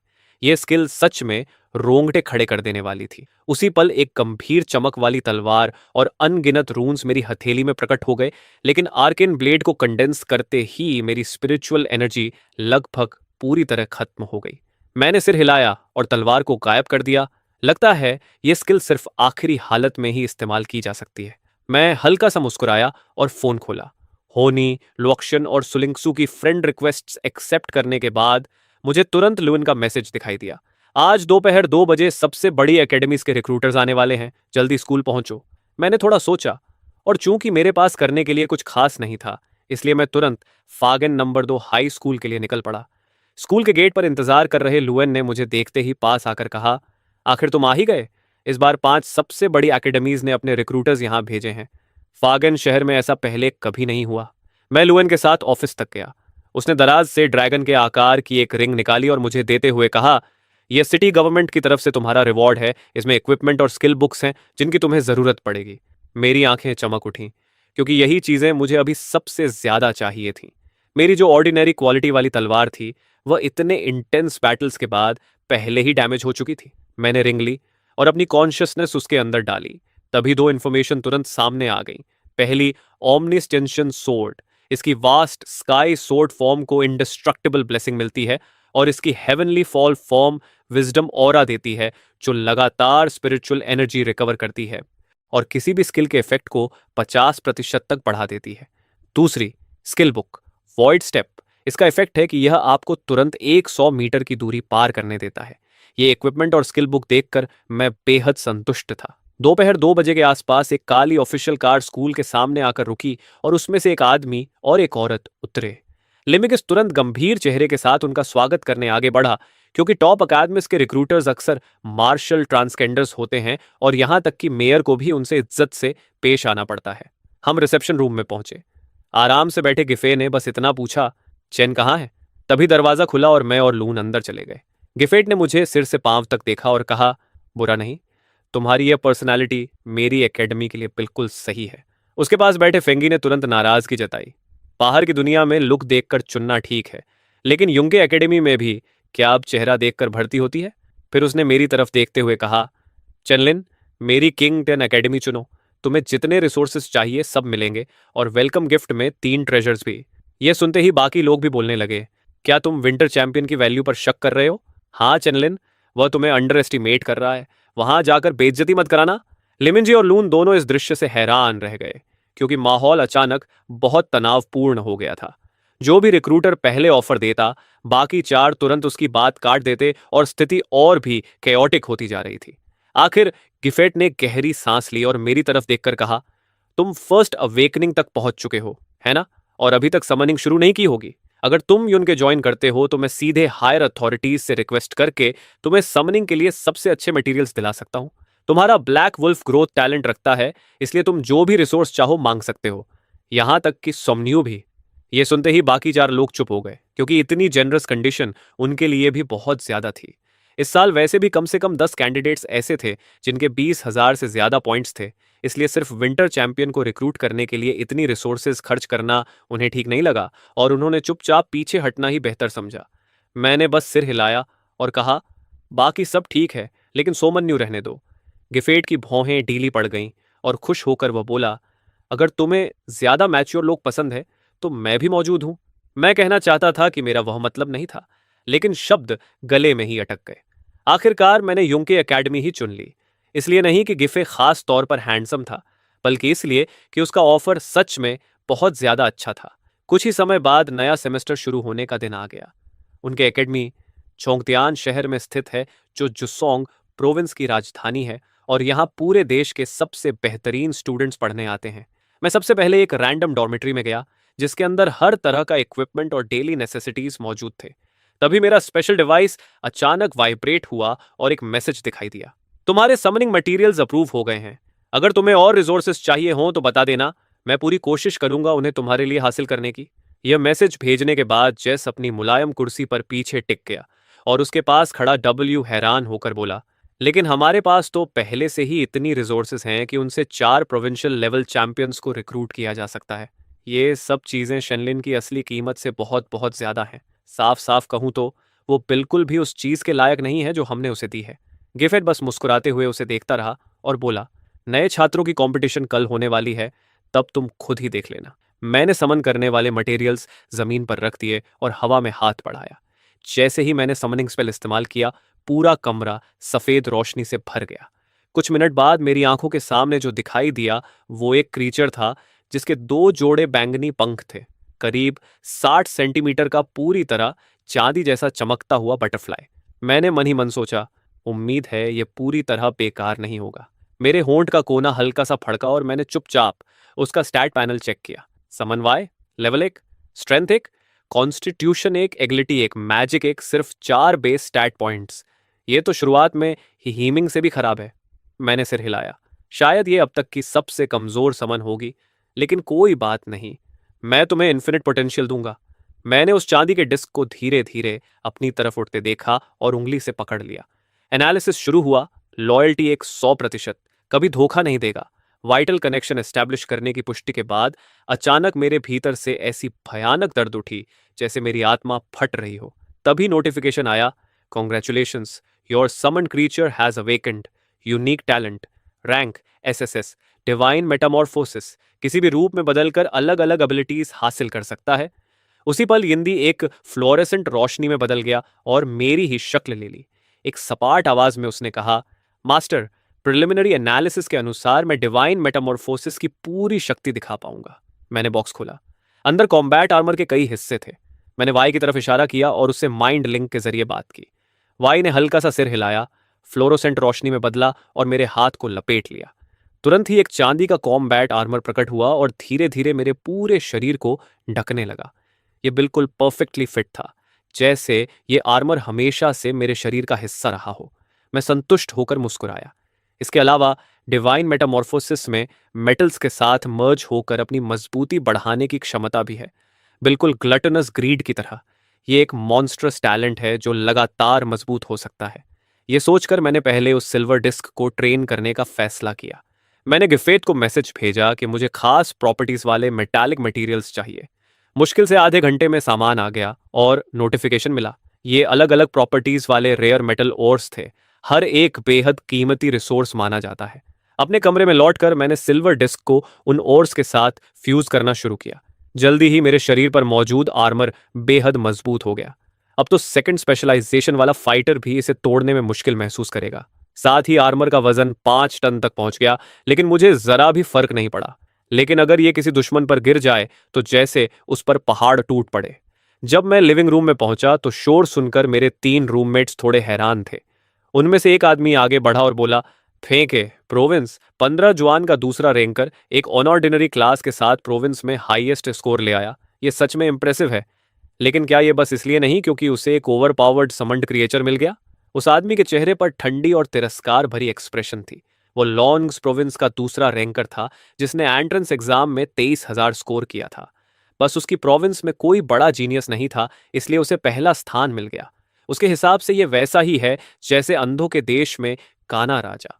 फेंग वाई हल्का सा मुस्कुराया और बोला, मेरे हिसाब से अगर इतनी पावरफुल समंड क्रीचर ने उसके कॉल का जवाब दिया है तो इससे साफ है कि शेनलिन में कुछ खास जरूर है। तभी झगड़ा होने ही वाला था कि पूरी एकेडमी में एक आवाज गूंज उठी। सभी नए छात्र तुरंत अपने वेपन्स और इक्विपमेंट लेकर यो स्क्वायर पर इकट्ठा हों। जायंग जो सोफे पर बैठा था बोला, लगता है फर्स्ट ईयर टूर्नामेंट आधा महीना पहले शुरू हो रहा है और शहर के बाहर म्यूटेंट बीस्ट्स भी तेजी से बढ़ रही हैं, इसलिए एकेडमी चाहती है कि हम लोग उन बीस्ट्स को साफ करने का काम संभालें। ये सुनकर मैं चुप हो गया। मुझे अचानक रीइनकार्नेशन डंजियन वाला वर्ल्ड याद आ गया। मैंने मन ही मन सोचा, मुझे उम्मीद नहीं थी कि एनजाइन इतनी जल्दी उसी तरह के क्राइसिस का सामना करेगा। तभी उस ठंडे चेहरे वाले आदमी की घमंडी आवाज मेरे कानों में गूंजी, अच्छा हुआ ये पहले हो गया। चैनलिन, मैं तुम्हें कुचल दूंगा और साबित कर दूंगा कि मेजर का टाइटल तुमसे ज्यादा मैं डिजर्व करता हूं। वो नंबर 1 मुझे घमंड भरी नजर से देख रहा था। मैं मुस्कुराया और बोला, देखते हैं असली बेस्ट कौन है, लेकिन आखिर में सबको कुचलने वाला मैं ही होऊंगा। जंक स्क्वायर पर नए छात्र एक एक करके इकट्ठा होने लगे। टीम लीडर ने आह भरते हुए कहा, जो लोग रैंकिंग में सबसे नीचे रहेंगे उन्हें शहर से बाहर जाकर म्यूटेंट बीस्ट्स को मारना पड़ेगा और मौत के खतरे में रहकर ही मजबूत बनना होगा। उसके पीछे खड़ी सेक्रेटरी ने टैबलेट पकड़े हुए कहा, नए छात्रों की ग्रैंड कंपटीशन अभी शुरू होती है। आप सब लेवल 20 से 30 के बड़े dungeon canyon of the rift में प्रवेश करेंगे। यही कंपटीशन तय करेगी कि भविष्य में आपको कितने रिसोर्सेज मिलेंगे। घोषणा खत्म होते ही डंजन का दरवाजा धीरे धीरे खुला और एक भारी ऑरा बाहर निकलकर पूरे इलाके में फैल गया। कुछ लोगों के पैर कांपने लगे, उनके होंठ भी हल्के हल्के थरथरा रहे थे। किसी ने घबराकर कहा, यह मजाक है क्या? मैंने अभी तक अपना पहला क्लास चेंज भी नहीं किया। हम वहां अंदर कैसे लड़ेंगे? लूसियन भीड़ में बेचैनी से किसी को ढूंढ रहा था। जल्दी ही उसने उस इंसान को देख लिया जिस पर उसे सबसे ज्यादा भरोसा था, पिगलिन। मैंने देखा कि लक्सान दौड़ते हुए मेरी तरफ आ रहा है और उसके साथ छोटे बालों वाली एक ग्रे स्किन डीमन लड़की भी है। उसने पहले कहा था कि वो भी मेरी तरह यंग एकेडमी में दाखिला लेगा। मुझे लगा था वो मजाक कर रहा है, लेकिन उसने सच में कर दिखाया। उसने कहा, ये मेरी छोटी बहन है, लूनिंग। मैंने थोड़ा अजीब सा चेहरा बनाया। लूनिंग शर्माते हुए अपने भाई के पीछे छिप गई और बहुत धीमी आवाज में बोली। मैंने आह भरी, हार मानते हुए उन्हें पार्टी इनविटेशन भेज दी। जब उसने मुझे और टीममेट्स जोड़ते देखा तो उस भावहीन चेहरे वाले आदमी ने हल्का सा भौहें सिकोड़ लीं। डंजियन में प्रवेश करने से ठीक पहले उसने ठंडी आवाज में कहा, कम से कम इतनी शर्मनाक तरीके से मत हारना चेनलिन। मैंने कोई जवाब नहीं दिया। अगले ही पल हम तीनों गायब हो गए। जल्द ही सारे छात्र डंजन में प्रवेश कर चुके थे। एक इंस्ट्रक्टर ने हाथ हिलाया और वाटर प्रोजेक्शन स्पेल चला दिया। कैनियन ऑफ द रिफ्ट सैकड़ों किलोमीटर तक फैला हुआ था, बिल्कुल एक विशाल मेज की तरह। जैसे ही हम अंदर गए, सामने से एक जोरदार दहाड़ सुनाई दी। बढ़िया, अब मैं अपनी मौजूदा ताकत टेस्ट कर सकता हूं। बस एक सोच के साथ ही सफेद रोशनी की चमक में एक सिल्वर बटरफ्लाई प्रकट हो गया। उसी समय मेरा शरीर चांदी के कॉम्बैट आर्मर से ढक गया। मैंने दायां हाथ आगे बढ़ाया और सेलेस्टियल सेप्टर तुरंत प्रकट हो गया। फिर मैंने अपनी पीठ से सिल्वर सेबर निकाली और छलांग लगा दी। मेरी आकृति गायब हुई और एक झटके में दर्जनों मीटर दूर मॉन्स्टर्स के सामने प्रकट हो गई। ये एक ऐसी स्किल थी जो आमतौर पर भागने के लिए इस्तेमाल होती है, लेकिन मैं इसे दूरी कम करने के लिए इस्तेमाल कर रहा था। हाँ, मैंने अपनी सेलेस्टियल ब्लेड नीचे गिराई जैसे मक्खन काट रहा हूं। तलवार कई मॉन्स्टर्स के शरीरों को आसानी से चीरती चली गई। मैं रुका नहीं, मेरे मूवमेंट्स बस एक धुंध जैसे हो गए। पलक झपकते ही मैंने सबको भेद दिया। मॉन्स्टर्स को प्रतिक्रिया देने का मौका तक नहीं मिला। वे हैरान नजरों के साथ जमीन पर गिर पड़े। ये देखकर लुआक्सियन उत्साह से चिल्लाया, लिन, तुम तो बहुत ताकतवर हो, हमें कुछ करने की जरूरत ही नहीं। और इस बीच एक्सपीरियंस पॉइंट्स भी तेजी से बढ़ रहे हैं। सही पावर हाउस टीममेट के साथ होना ही असली मजा है। बाहर इंस्ट्रक्टर्स जो ये दृश्य देख रहे थे, सब स्तब्ध थे। ये स्पीड और डैमेज तो लगभग किसी हिडन मेले क्लास के स्तर का है। इसके बेस स्टैट्स पूरी तरह असामान्य हैं। शनलिन अपनी दूसरी क्लास स्पेशलाइजेशन के साथ भी इतनी मेले पावर नहीं दिखा सकता। तभी एक इंस्ट्रक्टर ने सोचते हुए कहा, कहीं ये सिल्वर बटरफ्लाई उसकी दूसरी समन तो नहीं? ऐसी समन जो खुद वेपन में बदल सकती है, ऐसा पहले कभी नहीं देखा। यहां तक कि बहुत विद्वान डीन भी थोड़ा हैरान था। गेफेथ के होठों पर उभरती संतुष्ट मुस्कान देखकर उसने सिर हिला दिया। अभी भी करीब 10 लोग हैं जिनके पॉइंट्स शेनलिन से ज्यादा हैं। टीम स्कोर बहुत कम मिलता है। अगर वो बस इतना ही कर सकता है तो चैंपियन का टाइटल डिजर्व नहीं करता। ये तो तुम्हारा फ्यूचर स्टार है ना? अगर वो खुद को शर्मिंदा करे तो तुम्हें क्या फायदा? जैसे ही वो जवाब देने वाला था, उसके सिर के पीछे जोरदार चोट लगी। फुतांग के सिर से काला खून बह रहा था। इसी बीच डंजन के अंदर मेरा सिल्वर आर्मर पहले ही खून से ढक चुका था। मैं लेवल 20 के मॉन्स्टर्स को एक ही बार में मार सकता हूं। लगता है मैं दूसरी एवोल्यूशन के शिखर तक पहुंच गया हूं। भले ही मैं तीसरी एवोल्यूशन वाले फाइटर को सीधे नहीं हरा सकता, लेकिन कम से कम बिना घायल हुए बच सकता हूं। तभी अचानक नकारात्मक भावनाओं की एक लहर मेरे दिमाग में घुस गई, जैसे मुझे खुद अपनी जान लेने के लिए उकसा रही हो। मुझे स्थिर खड़ा देखकर लूक्सियन जल्दी से बोला, लूनिंग, अपना डोमेन वापस लो, क्योंकि उसे पता था कि उसका टैलेंट कितना खास है। घबराई हुई लूनिंग ने तुरंत ऐसा ही किया। मैंने मुस्कुराकर उसे आश्वस्त किया, चिंता मत करो, ऐसी चीजें मुझ पर असर नहीं करती। मैंने अपने रिकॉर्डर पर नजर डाली, सिर्फ एक 120 पॉइंट्स। ये बहुत धीमा है। अगर मुझे जल्दी मजबूत बनना है तो मुझे हर हाल में फर्स्ट प्लेस लेना होगा और एकेडमी का पूरा सपोर्ट और रिसोर्सेज हासिल करने होंगे। चाहे यिंग हो या एमिंग, दोनों के लिए मुझे बहुत सारे रिसोर्सेज चाहिए। ये सोचते ही मेरी इच्छा शक्ति प्रकट हुई और सफेद रोशनी की चमक में एक विशाल और उग्र डेमोनिक वुल्फ एमिंग प्रकट हो गया। उसकी डरावनी हुंकार पूरे कैनियन में गूंज उठी। पहली बार एमिंग को देखकर लोडिंग डरकर उछल पड़ी और मेरे पीछे छिप गई। मैंने एमिंग को आदेश दिया, जाओ एमिंग, इस कैनियन की सारी डिमोनिक बीस्ट्स को खत्म कर दो। मेरा आदेश सुनते ही एमिंग की आंखें क्रोध से भर गईं और वो तुरंत गायब हो गया। सीधे कैनियन की गहराइयों की ओर दौड़ पड़ा। थोड़ी ही देर बाद मेरी कलाई पर मौजूद रिकॉर्डर लगातार पॉइंट्स बढ़ने की सूचना देने लगा। मैं खुद भी दूसरे रास्ते पर निकल पड़ा ताकि दोनों तरफ से फार्मिंग कर सकूं। दूर कहीं एक लड़की बैंगनी लाइटिंग ड्रैगन को नीचे मौजूद अनगिनत मॉन्स्टर्स पर गिरा रही थी। जैसे ही हमला गिरा, जमीन फट गई और लाल रंग की बिजली लगभग 100 मीटर के दायरे में फट पड़ी। सारे मॉन्स्टर्स को मिटा दिया, लेकिन लड़की के चेहरे पर असंतोष था। ये सब बेकार हैं, जरा भी रेजिस्टेंस नहीं देते। अपनी बहन को फिर से बैटल फ्रेंजी में जाते देखकर रोलन बेबस लग रही थी। अचानक एक भारी और जलती हुई ऑरा महसूस हुई। प्रतिक्रिया देने से पहले ही उसने लुओयोंग की आंखों में जलती हुई लड़ाई की प्यास देखी। तुरंत ही भयंकर लाइटनिंग उसकी काली भाला के चारों ओर लिपट गई, क्योंकि एक विशाल काले पत्थर जैसा जायंट वुल्फ उसकी तरफ दौड़ता हुआ आ रहा था। उसकी वर्टिकल प्यूपिल्स देखकर वो एक पल को कांप उठी, लेकिन तुरंत ही लोयोंग के सुंदर चेहरे पर पागलपन की चमक उभरी और वो सीधे उस जायंट वुल्फ पर टूट पड़ी। अपनी बहन को बिना डर सीधे हमला करते देखकर रोलान ने तुरंत कई बफ स्पेल्स लगा दिए, पावर और प्रोटेक्शन दोनों। उसकी मदद से लोयोंग की कॉम्बैट पावर तुरंत दोगुनी हो गई। अब वो तीसरी एवोल्यूशन के बॉस से भी टक्कर ले सकती थी। जब दोनों टकराए तो भयानक ताकत की टक्कर से शॉकवेव उठी और चारों तरफ फैल गई।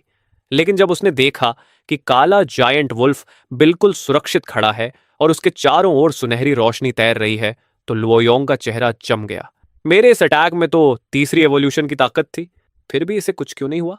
एमिंग ने ठंडी नजरों से उस इंसान को देखा जिसने बिना वजह उस पर हमला किया था। बस एक पंजे के वार से ही उसकी तीनों प्रोटेक्टिव बैरियर्स टूट गईं और लोयोंग की देह पीछे जा गिरी। रोलन का चेहरा डर से पीला पड़ गया। उसने दोनों हाथ जोड़कर कई दर्जन मीटर ऊंची एक पवित्र आकृति को समन किया। गार्डियन एंजल, यहां प्रकट हो। Angels blessing, rank SS talent सक्रिय हुआ। तुरंत ही सुनहरी रोशनी की एक विशाल शील्ड बन गई जिसने दोनों को अपने अंदर ढक लिया। लुओन्स तुरंत चिल्लाया, जल्दी पीछे हटो। लेकिन वो अपनी बात पूरी भी नहीं कर पाया था कि धीरे धीरे आगे बढ़ रहा एमिंग पहले ही अपना पंजा उठा चुका था और उसमें काली रोशनी चमकने लगी। अगले ही पल सुनहरी लाइट शील्ड पल भर में चकनाचूर हो गई। एमिंग ने उन्हें ठंडी नजर से देखा और फिर बिना जरा भी ध्यान दिए उनके पास से गुजर गया। बाहर पूरी तरह सन्नाटा छा गया। सभी इंस्ट्रक्टर्स, यहां तक कि डायरेक्टर फुसान भी एकदम खामोश थे। क्या सच में ये वही ताकत है जो एक समनर में होनी चाहिए जिसने अभी कुछ ही दिनों पहले क्लास चेंज किया है? ये बिल्कुल डरावना था। ये ताकत तो पूरी तरह सेकंड क्लास चेंज की सीमा से बाहर थी। सबके मन में एक ही विचार आया, अपने लेवल पर अजय, अपनी जनरेशन का असली मॉन्स्टर। जेट के विजयी चेहरे को देखकर जीन व्यू को ऐसा लगा जैसे उसे 10,000 पॉइंट्स का झटका लगा हो। इतनी कम संभावना के बावजूद उसने सच में अपनी शर्त जीत ली थी। क्या वो सच में एक जीनियस हो सकता है? अगले 10 घंटों में एमिंग ने दसियों हजार मॉन्स्टर्स को मार डाला और 3 थर्ड रैंक बॉसेस को भी खत्म कर दिया। उसकी अगली एवोल्यूशन के लिए बस 1,300 पॉइंट्स ही कम रह गए थे और यह सब सिर्फ आधे दिन का परिणाम था। लेकिन जितना आगे बढ़ते गए प्रोग्रेशन उतनी ही कठिन होती गई। उधर लुअन और लोइंग बेहद उत्साहित थे। पहली बार वो बिना किसी मेहनत के इतनी आसानी से लेवल कर रहे थे। मैं अपने डेटा रिकॉर्डर को देखकर मुस्कुराया। मेरे पॉइंट्स पहले ही 34,000 तक पहुंच चुके थे। थोड़ी देर बाद इमिंग चारों तरफ तबाही मचाकर वापस आ गया। मैंने तुरंत उस पर हीलिंग स्पेल डाला। जल्द ही डंजन का समय खत्म होने का संकेत देने वाली सफेद रोशनी हमें घेरने लगी और हम सब याओ स्क्वायर पर टेलीपोर्ट हो गए। जैसे ही हम प्रकट हुए, अनगिनत हैरान नजरें हमारी ओर मुड़ गईं। आसपास कई छात्रों के चेहरे झुके हुए थे, खासकर उस भावहीन आदमी के। उसके चेहरे पर शर्म साफ दिख रही थी। एक ही पंजे के वार में एक विशाल काले भेड़िए से पूरी तरह घायल होना उसके लिए बहुत बड़ा अपमान था। तभी डायरेक्टर का सेक्रेटरी ऊंची आवाज में बोला, अब मैं सभी नए छात्रों की रैंकिंग घोषित करता हूं। पहला स्थान चेनलिन, 34,500 पॉइंट्स। ये सुनते ही उस भावहीन आदमी की आंखें फैल गईं और वो तुरंत होलोग्राफिक स्क्रीन की तरफ देखने लगा। स्क्रीन पर मेरा नाम सबसे ऊपर था, बाकियों से बहुत बहुत आगे। उसके नीचे गैप इतना बड़ा था कि दूसरी जगह पर मौजूद फेंग वाई के सिर्फ 13,000 पॉइंट्स थे। ये नामुमकिन है। वो आदमी यकीन नहीं कर पा रहा था। उसे लगा रैंकिंग में कोई गलती है और वो अकेला नहीं था। कई लोग इसे अविश्वसनीय मान रहे थे। आखिर ऐसा कैसे हो सकता है कि बाकी लोग, यहां तक कि 2 सिल्वर मेडलिस्ट्स के भी इतने कम पॉइंट्स हो? चारों तरफ फैले भ्रम को देखकर सेक्रेटरी ने समझाया, जिस जायंट ब्लैक वुल्फ से आप में से कई लोग टकराए थे वो चेनलिन की समन है। आप में से बहुतों ने उसे रोकने की कोशिश की और एक ही वार में गंभीर रूप से घायल हो गए। ये सुनते ही सबकी आंखों में जबरदस्त शौक भर गया। मंच पर खड़े सेक्रेटरी ने घोषणा की, नए छात्रों की बड़ी कंपटीशन अब समाप्त होती है। इनाम के क्रेडिट्स आपके खातों में भेज दिए जाएंगे। अब आप अपने अपने इंडिविजुअल पेविलियन में लौट सकते हैं। जैसे ही मैं दरवाजा खोलकर बाहर निकला, उस भावहीन आदमी के चेहरे पर अजीब सी झिझक थी। उसने थोड़ी देर सोचा, फिर गहरी सांस लेकर बोला, तुम्हारा सामान थोड़ी देर पहले आ गया था। लगता है ये दूसरा बैच मटेरियल्स का है। तुम यहां नहीं थे इसलिए मैंने उन्हें तुम्हारे कमरे में रख दिया। मैं थोड़ा हैरान हुआ, फिर मुस्कुराकर बोला, ठीक है, धन्यवाद। उसने नजरें फेर लीं और धीरे से कहा, कोई बात नहीं। मैं अपने कमरे में लौट आया और बड़ी काली पेटी खोल दी। इस बार रेयर मेटल्स की मात्रा पहले बैच से भी ज्यादा थी। जब तक सिल्वर डिस्क पर्याप्त मेटल के साथ फ्यूज होती रहेगी, तब तक एमिंग भी उसकी मजबूती नहीं तोड़ पाएगा। साथ ही इसमें अलग अलग प्रॉपर्टीज हासिल करने की संभावना भी है। उस समय इसकी डिफेंस ही नहीं, इसकी कॉम्बैट पावर भी बेहद डरावनी हो जाएगी। मेरा इरादा सिर्फ एक ऐसा समनर बनने का नहीं है जिसके पास खुद की कोई फिजिकल पावर ना हो। ऐसा समनर बहुत बड़ी कमजोरी होता है। एक बार टारगेट बन गया तो उसे खत्म करने के कई तरीके होते हैं। लगभग 10 मिनट बाद सारे मेटल सिल्वर डिस्क में फ्यूज हो चुके थे। अब उसकी मजबूती ऐसी थी कि थर्ड रैंक फाइटर भी उसे भेद नहीं सकता था। साथ ही उसका वजन 13 टन तक पहुंच चुका था। हमारी ताकत के म्यूचुअल एम्पलीफिकेशन के साथ मेरा एक मुक्का भी जमीन को चकनाचूर कर सकता था। तभी मुझे रिवॉर्ड के तौर पर मिले 50,000 एकेडमी क्रेडिट्स भी मिल गए। थोड़ा सोचने के बाद मैंने सारे क्रेडिट्स खर्च कर दिए और दर्जनों फ्रूट टाइप रिसोर्सेस खरीद लिए। जब डिलीवरी आई तो मैंने सब एक साथ खोल दिए और एमिंग को बुलाकर उसे खिलाने लगा। जल्दी ही मैंने महसूस किया कि गर्म ऊर्जा की लहरें मेरे शरीर को मजबूत कर रही हैं। मेरे पूरे शरीर में एक जबरदस्त सुकून फैल गया और एमिंग का आकार धीरे धीरे बढ़ने लगा। कुछ ही मिनटों में वो 40 मीटर तक पहुंच गया। और जब से मैं मास्टर समनर बना हूं, हर लेवल अप पर मुझे 5 अतिरिक्त स्ट्रेंथ पॉइंट्स मिलते हैं। मैंने पूरी समनर क्लास की परिभाषा ही बदल दी। एक फ्रैजाइल क्लास जो सिर्फ स्पिरिट पावर पर निर्भर रहती है और पीछे छिपती है, उसे मैं एक पूरी तरह ऑफेंसिव टाइप बन चुका हूं। आज एकेडमी का आधिकारिक पहला दिन था। हमारे डॉर्म के हम चारों को जनरल क्लास में रखा गया था। रास्ते में हमारी मुलाकात लोक्शन और लुओनी से हुई, जो उसी क्लास में थे। जैसे ही हम क्लासरूम में दाखिल हुए, देखा कि वहां पहले से काफी लोग मौजूद थे। लगता था कि अभी भी सब शौक में हैं, क्योंकि एक ही समन का सबको कुचल देना पहले कभी नहीं देखा गया था। तभी दो बेहद खूबसूरत जुड़वाओं लड़कियां अंदर आईं। रुएन और लोलान ने एक पल चारों ओर देखा और फिर आकर ठीक मेरे सामने बैठ गई। उसी समय लंबी कद वाली गिफिट क्लासरूम में आई।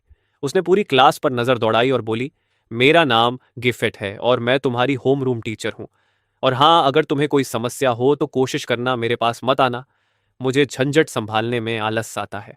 फिर उसका चेहरा अचानक गंभीर हो गया और उसने सख्त आवाज में कहा, तुम सब अपने अपने प्रोविंसेस के जीनियसेस हो। इस एकेडमी में दाखिला पाने के लिए तुमने बहुत मेहनत की है। मुझे लगता है तुम यहाँ बेहतर रिसोर्सेस पाने के लिए आए हो। लेकिन दुर्भाग्य से लिसु क्लैन ने कई दशकों की तैयारी के कारण धीरे धीरे बहुत बड़ा फायदा हासिल कर लिया है और जल्द ही वो हमारी डिफेंसेस को एक ही झटके में तोड़ देंगे। ये सुनते ही सबने अविश्वास से उसकी ओर देखा। आखिर मौजूदा समाज तो पूरी तरह व्यवस्थित दिखता है। यहाँ तक कि कई तरह के एंटरटेनमेंट भी तेजी से विकसित हो रहे हैं और फल फूल रहे हैं। मीडिया भी बार बार यही घोषित करता है कि हालात पहले से बेहतर हो चुके हैं। इंटरनेट पर भी कोई नकारात्मक खबर दिखाई नहीं देती। सब कुछ शांत और स्थिर लगता है। और अब हमें बताया जा रहा है कि एक भयानक कैटास्ट्रोफ हमारे ऊपर आने वाली है। सबकी हैरानी और उलझन देखकर गिफिट ने धीमी आवाज में आगे कहा, क्या तुम्हें यह अजीब नहीं लगता कि हमारे समाज में लगभग कभी भी रैंक 5 से ऊपर के फाइटर्स दिखाई नहीं देते? यहां तक कि एक पूरी प्रोविंस की रक्षा करने वाली आर्मी में भी सबसे ताकतवर लोग सिर्फ रैंक 4 के होते हैं। ये सुनकर सभी छात्र सोच में पड़ गए और उन्हें एहसास हुआ कि सच में ऐसा ही है। सामान्य तौर पर एक रैंक 5 एलीट फाइटर भले ही आम ना हो, लेकिन इतना दुर्लभ भी नहीं होना चाहिए कि इंटरनेट या असल जिंदगी में उसे देखना लगभग असंभव हो जाए। तभी उनके मन में एक डरावनी संभावना उभरने लगी। सबसे बेहतरीन एकेडमीज से ग्रेजुएट होने वाले स्टूडेंट्स कम से कम रैंक 4 तक पहुंच जाते हैं और उनमें से ज्यादातर बिना हिचकिचाहट फ्रंट लाइन पर चले जाते हैं। इसी वजह से पीछे का इलाका शांति में जी पाता है। गिफेट ने आगे कहा कि ऐसी खबरें जो पैनिक फैला सकती हैं, स्वाभाविक रूप से सभी देशों द्वारा सख्ती से रोक दी जाती हैं। इसलिए बहुत से सिविलियंस इस स्थिति के बारे में कुछ भी नहीं जानते। लेकिन फिलहाल सबसे जरूरी बात यह है कि म्यूटेंट बीस्ट्स की संख्या लगातार बढ़ती जा रही है। अगर हम उन्हें नियंत्रित नहीं कर पाए तो जो विदेशी रेसर्स इस हालात को खोज लेंगी, वो तय समय से पहले ही एक बड़ा हमला शुरू कर देंगी। गिफेट ने सभी छात्रों की ओर देखा और कहा, इसीलिए अब हमारे कदम उठाने का समय आ गया है। सभी एकेडमीज अपने सबसे बेहतरीन छात्रों को मिलिट्री बेसिस पर भेजेंगी ताकि वे म्यूटेंट बीस्ट्स की संख्या कम करने में हिस्सा ले सकें।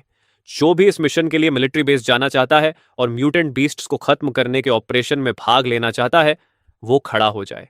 ये शब्द जैसे ही क्लासरूम में गूंजे, कुर्सियों के खिसकने की आवाज तुरंत सुनाई देने लगी। स्वाभाविक ही था कि मैंने एक पल भी बिना सोचे खड़े होने में देर नहीं की। मुझे खड़ा देखकर लुओक्सियन और लुओनिंग भी तुरंत उठ गए। म्यूटेंट बीस्ट से लड़ना तो तय था, बस सवाल समय का था। फर्क सिर्फ इतना था कि ये अपेक्षा से थोड़ा पहले आ गया था। धीरे धीरे देखा तो आधी क्लास अभी भी बैठी हुई थी। ये देखकर गिफे हल्का सा मुस्कुराई और बोली, आधी क्लास का वॉलंटियर बनना भी मेरी उम्मीद से ज्यादा है। चलो अब सब लोग मिलिट्री बेस के लिए निकलते हैं। तभी एक थोड़ा मोटा लड़का जो अभी भी बैठा था हैरानी से बोला, रुको, क्या हमें भी जाना होगा? गिफे ने शांत चेहरे से जवाब दिया, बिल्कुल। तुम सब इस क्लास के नए रिक्रूट्स हो और एकेडमी की एलीट माने जाते हो, इसलिए जाहिर है कि तुम भी जाओगे। मैंने अभी इसलिए बताया क्योंकि आर्मी पहले सिर्फ वॉलंटियर्स को ऑब्जर्वेशन सब्जेक्ट्स के रूप में चुनना चाहती थी। फिर उसने ठंडी आवाज में जोड़ा, अगर सच में हिम्मत नहीं जुटा पा रहे हो तो तुम्हारे पास दूसरा विकल्प भी है, एलुएट एकेडमी छोड़ दो। लगभग 20 छात्रों में से जो अब भी हिचकिचा रहे थे, उनमें से आधे तुरंत खड़े हो गए। इसके बाद गिफे पूरे समूह को लेकर एलुएट एकेडमी के बाहर निकल गई। स्कूल के मुख्य गेट के सामने सैनिकों से भरे दर्जनों भारी ट्रांसपोर्ट ट्रक्स खड़े थे। सैनिक गंभीर चेहरों के साथ इंतजार कर रहे थे। जैसे ही सभी छात्र ट्रक्स में चढ़े, जो एकेडमी आमतौर पर बहुत चहल पहल से भरी रहती थी, वो अचानक बिल्कुल सुनसान हो गई। ट्रक के अंदर गिफेट ने एक फाइल खोली और कहा, हमारा गंतव्य एंडुअन मिलिट्री बेस है। ये जॉन्टियन शहर से लगभग 900 किलोमीटर दूर स्थित है। इसके ठीक सामने बेलन माउंटेन रेंज है, जिसका क्षेत्रफल कई लाख वर्ग किलोमीटर में फैला हुआ है। ड्रोन सर्वेस के अनुसार सिर्फ बाहरी इलाके में ही लेवल 10 से 30 तक की दसियों हजार म्यूटेंट बीस्ट्स मौजूद हैं, और अगर थोड़ा अंदर जाओ तो लेवल 40 से 50 तक की म्यूटेंट बीस्ट्स भी अनगिनत हैं। तुम्हारा काम सिर्फ आउटर एरिया की सफाई करना होगा। अब तक फ्रंट लाइन पर हम टेक्नोलॉजी की मदद से संख्या में कम होने के बावजूद उनके हमलों को किसी तरह रोकते आए हैं, लेकिन किसी अज्ञात कारण से हाल ही में उनके हमले कहीं ज्यादा उग्र हो गए हैं। वे दिन रात और हर दिशा से हमारी डिफेंस लाइंस पर हमला कर रहे हैं, और इसी वजह से फ्रंट लाइन की ट्रूप्स इस क्लीनिंग मिशन में हमारी कोई मदद नहीं कर सकती। लगभग 8 से 9 घंटे बाद ट्रूप ट्रांसपोर्ट ट्रक्स रुक गए। उनके भारी स्टील डोर्स किनारे की ओर खुल गए। बाहर काले कॉम्बैट यूनिफॉर्म में सैनिक कतार में खड़े थे, जैसे वे हमारे आने का इंतजार कर रहे हों। सैनिकों ने एक साथ हमें सैल्यूट किया। ये दृश्य देखकर हम सब थोड़े भावुक हो गए और हर किसी ने अनजाने में अपनी ढीली ढाली मुद्रा छोड़कर सीधा खड़ा होना शुरू कर दिया। गिफे आगे बढ़ी और बोली, सब लोग मेरे साथ मिशन काउंटर तक चलो। रास्ते में सब आसपास का नजारा देख रहे थे। मिलिट्री बेस बहुत विशाल था और चारों ओर आर्टिलरी टर्रेट्स लगे हुए थे। उसकी डिफेंसेस बेहद मजबूत थी। थोड़ी देर बाद हम मिशन काउंटर पर पहुंचे। वहां इंतजार कर रही एक महिला सैनिक ने हर किसी को एक ब्लैक स्मार्ट ब्रेसलेट दिया। ये ब्रेसलेट एंट्रेंस एग्जाम में इस्तेमाल हुए रिकॉर्डर जैसा दिखता था, लेकिन इसमें मिशन और मैप फंक्शंस भी थे। इसमें एक डिस्ट्रेस सिग्नल आइकन भी था। उसे दबाते ही मिलिट्री बेस को तुरंत सूचना मिल जाती और रेस्क्यू टीम भेज दी जाती। उसी समय आसपास मौजूद लोग भी तुरंत सूचना प्राप्त कर लेते ताकि जल्दी से मदद पहुंच सके। तभी ब्रेसलेट से एक आवाज आई, शॉ सिस्टम में आपका स्वागत है। आपकी सहायता करके खुशी होगी। इस म्यूटेंट बीस्ट क्लीनिंग ऑपरेशन में हर छात्र को रोज कम से कम एक मिशन स्वीकार करके पूरा करना होगा। आपने अभी तक अपना डेली क्वोटा पूरा नहीं किया है। कृपया जल्द से जल्द मिशन पॉइंट पर जाकर एक टास्क स्वीकार करें और उसे पूरा करें। स्मार्ट ब्रेसलेट ने हल्की सी बीप की।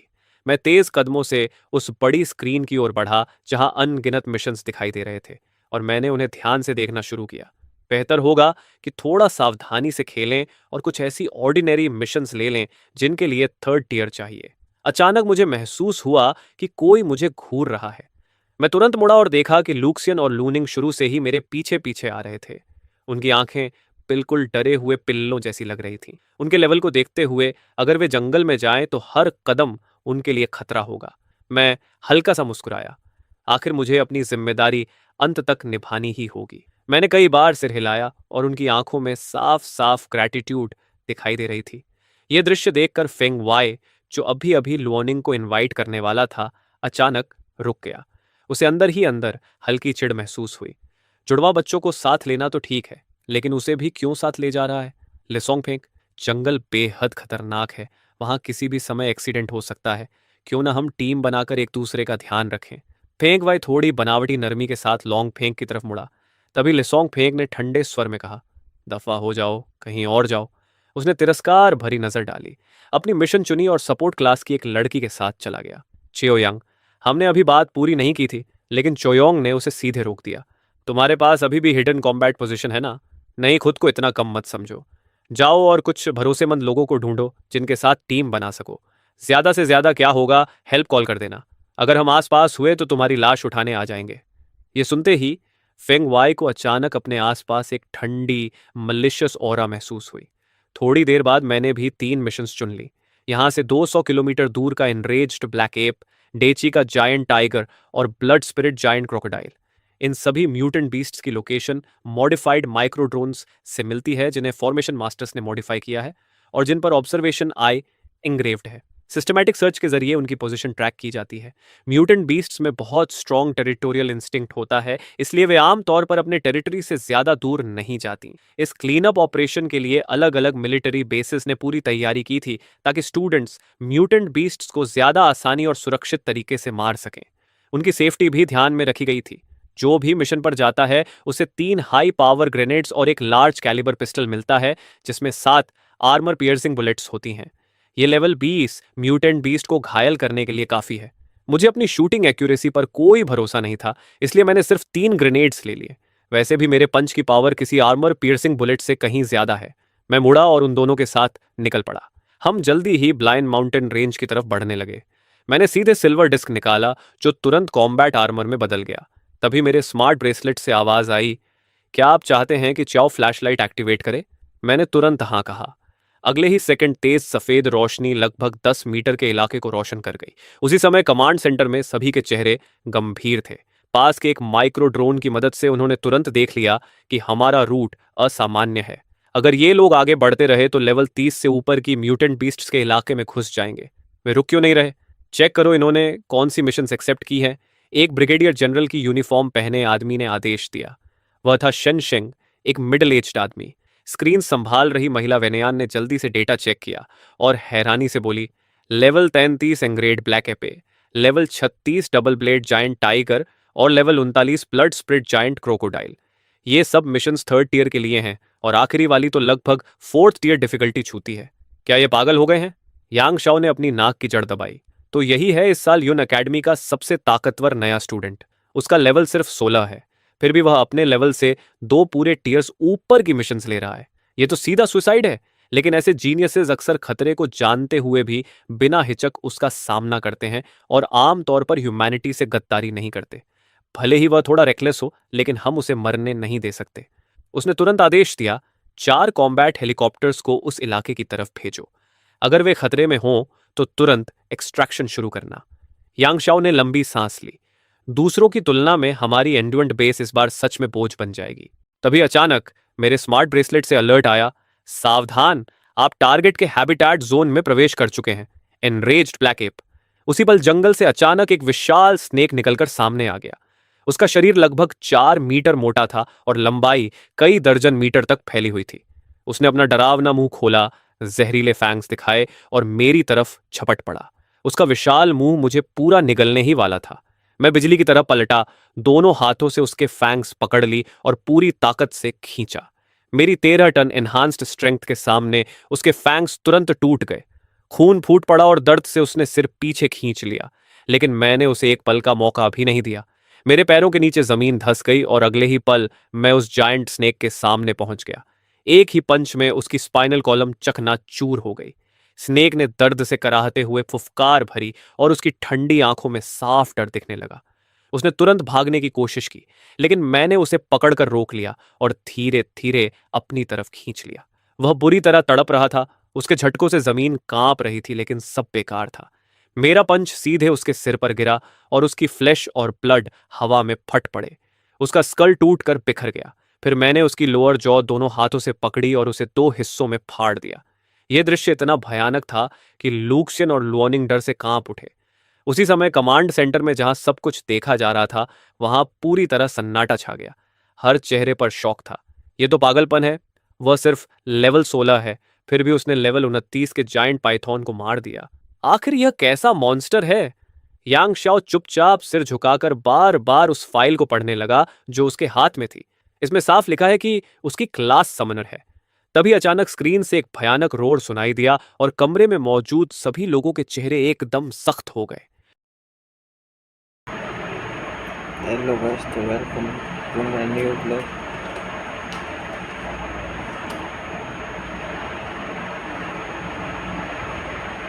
ब्लॉग में स्टार्ट किए मुझे एक ही दिन में फर्स्ट वॉल्यूम